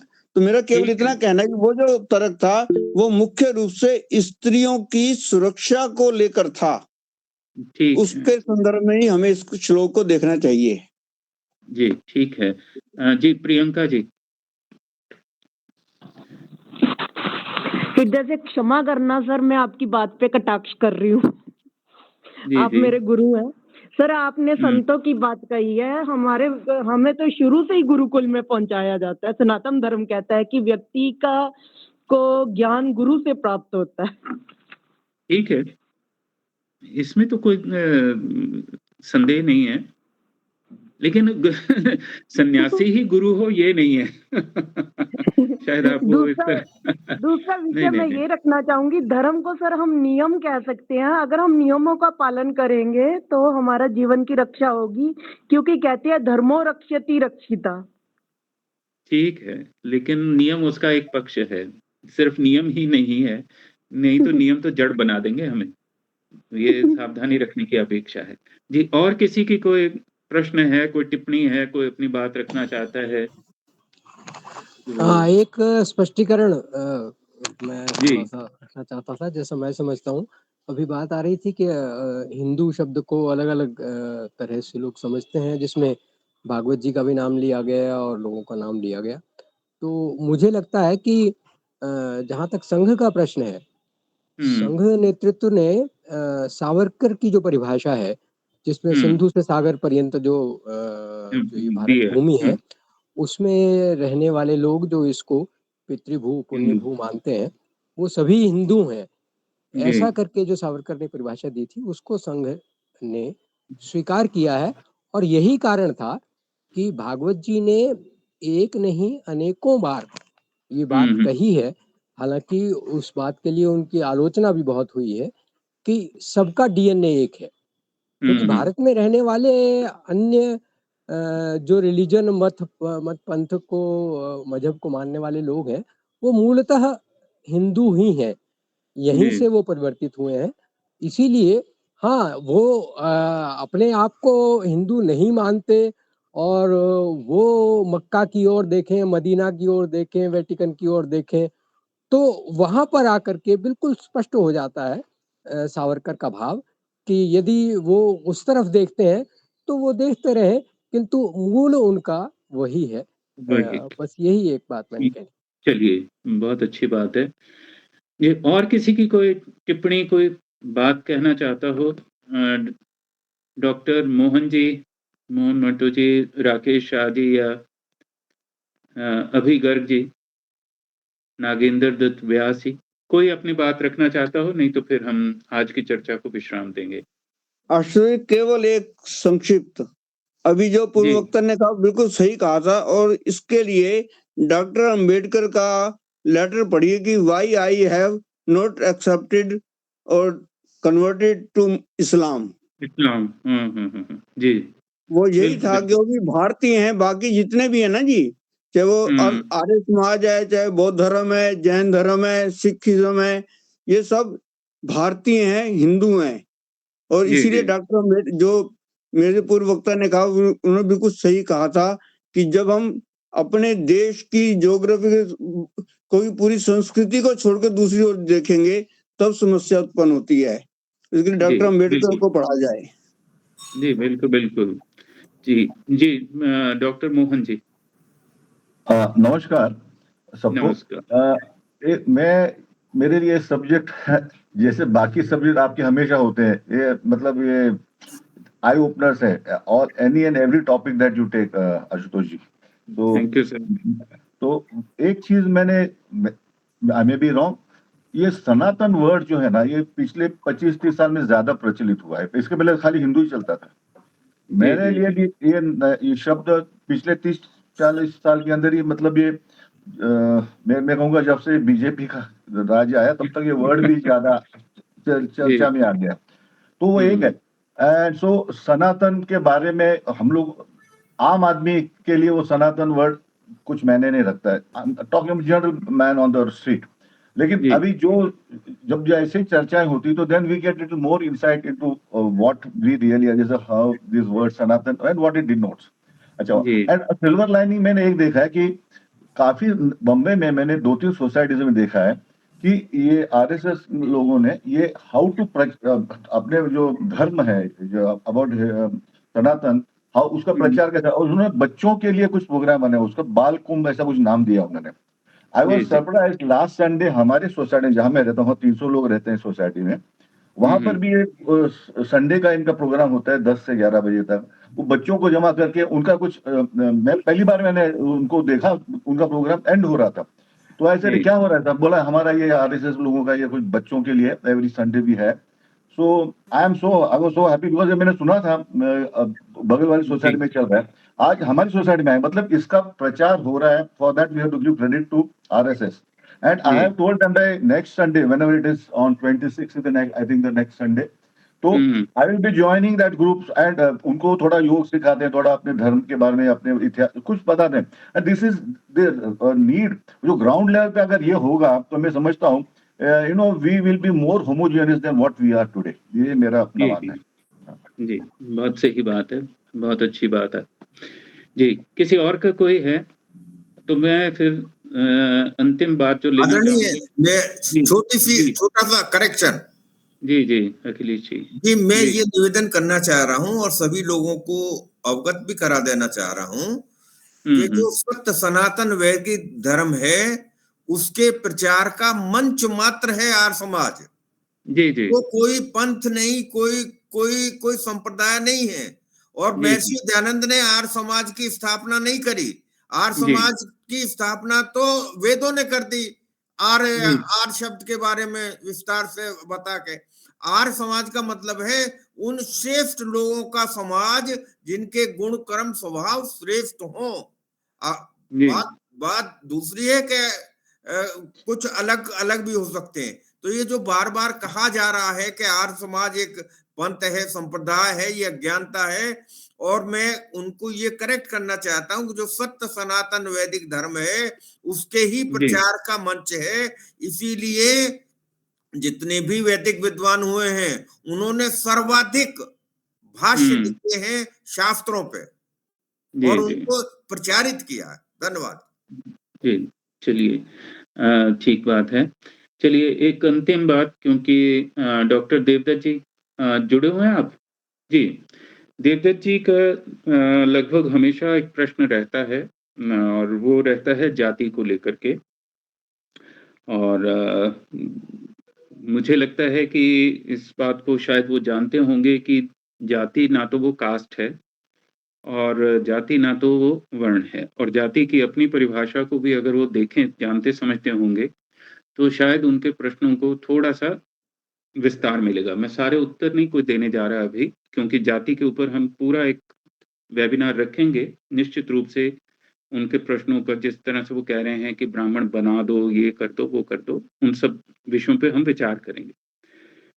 कास्ट शब्द जो पोर्चुगीज शब्द है, वो कास्ट शब्द इस बात से आता है कि जो पोर्चुगीज मेन होते थे, वो नॉन पोर्चुगीज स्त्रियों से जब विवाह करते थे, उनसे उत्पन्न जो संतानें होती थीं, वो वहाँ के पुर्तगाल के जो क्राउन होते थे, उनसे सर्टिफ़ाई करने के लिए एक एप्लीकेशन देती थीं, कि मुझे एक कास्ट सर्टिफ़िकेट दिया जाए। तो बेसिकली कास्ट वो है, तो जाति नहीं है कास्ट। इस बात को अगर आप ध्यान में रखेंगे, तथ्य को ध्यान में रखेंगे, तो आपको सुविधा होगी।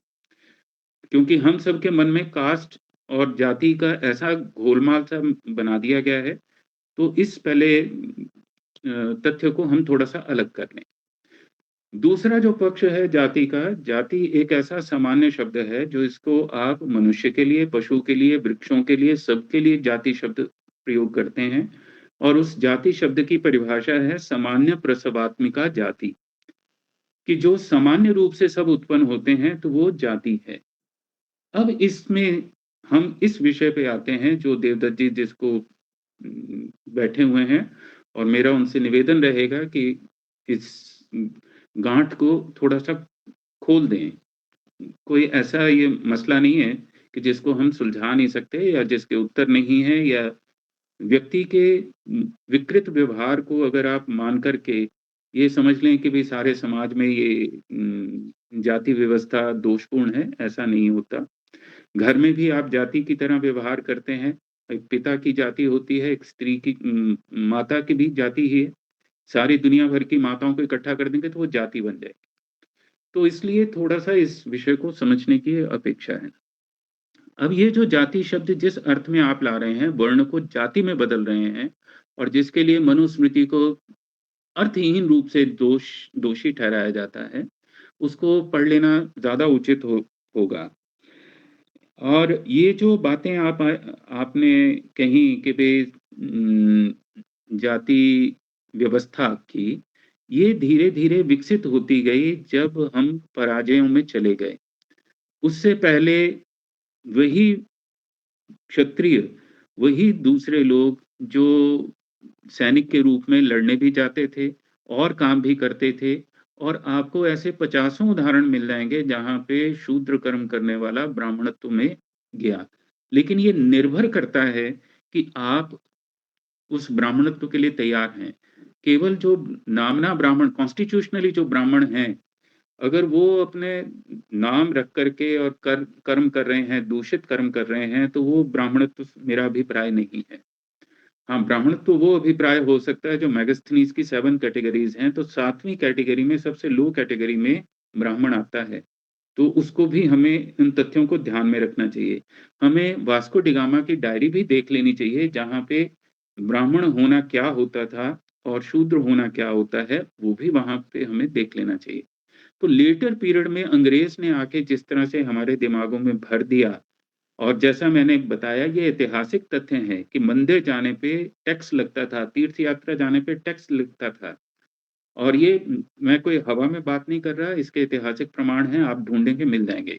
तब जाकर के ये धीरे-धीरे जो है जाति व्यवस्था बनने लगी, जिसको आज हम विकृत जाति व्यवस्था का नाम देते हैं।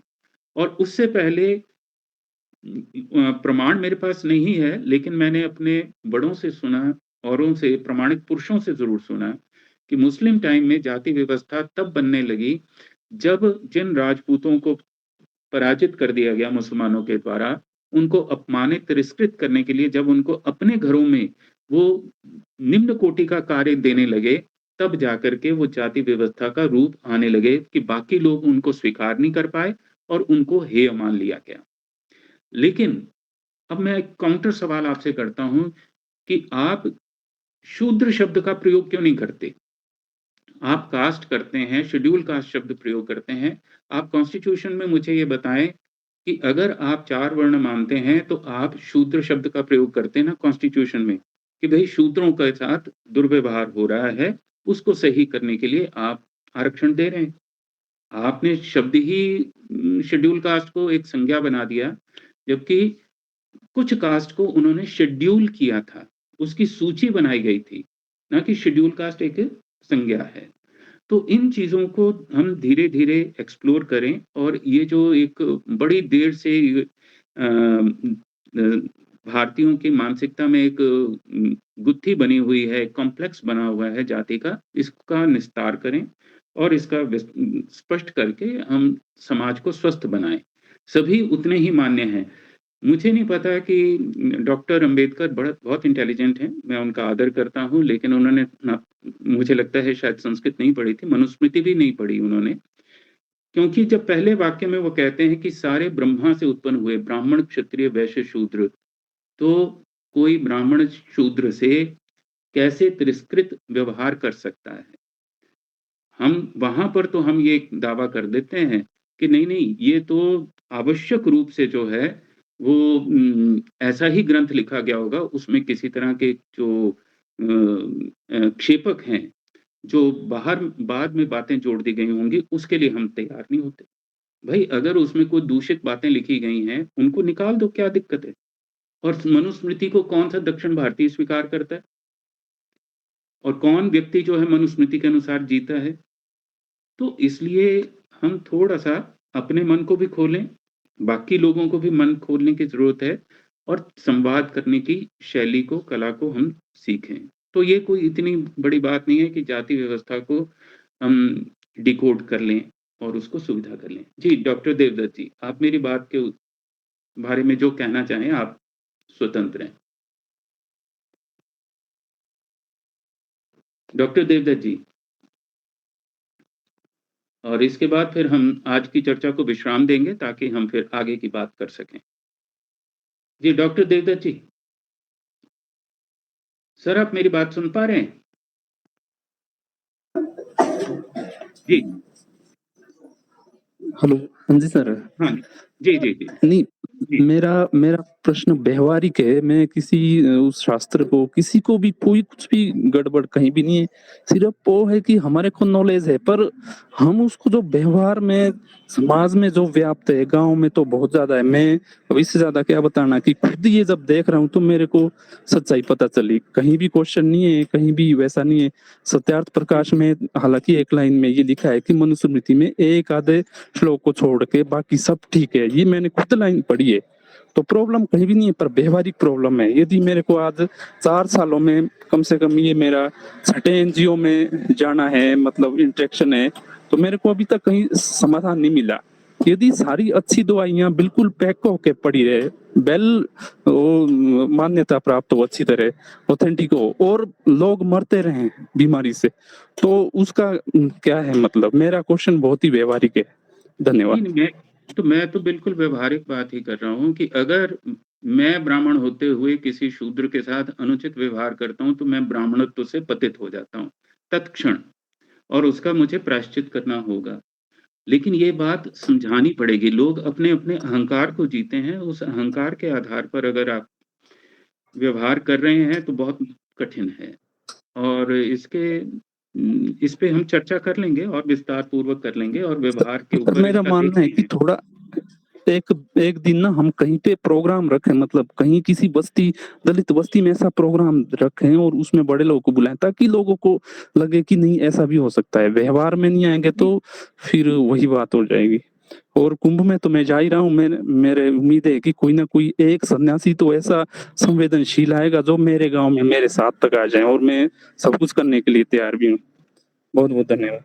नहीं, चलिए ठीक है, आप अपनी ओर से प्रयास करें, बाकी मैं बताऊँगा कि मेरा शूद्रों के साथ भी वैसा ही संवाद रहा है जैसा मेरा ब्राह्मणों के साथ रहा है। मुझे उसमें कभी कोई भेद नहीं, मैंने खैर जाति पूछ के तो कभी चर्चा की नहीं।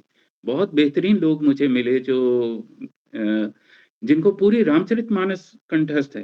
कमाल है कि रिक्शा चलाने वाला व्यक्ति है और रामचरितमानस उसको इतना कंठस्थ है। और चलिए खैर वो बाद के अनुभव हैं, उन पे हम फिर कभी चर्चा करेंगे। जब हम जाति व्यवस्था के ऊपर बात करेंगे और देखेंगे कि अम्बेडकर क्या कहते हैं और वो लोग जो पॉलिटिकली इसको यूज़ करते रहे हैं, वो क्या कहते हैं और वस्तुतः सचमुच इस जाति व्यवस्था को डिकोड कौन लोग करना चाहते हैं, ग्रंथियाँ कौन खोलना चाहते हैं।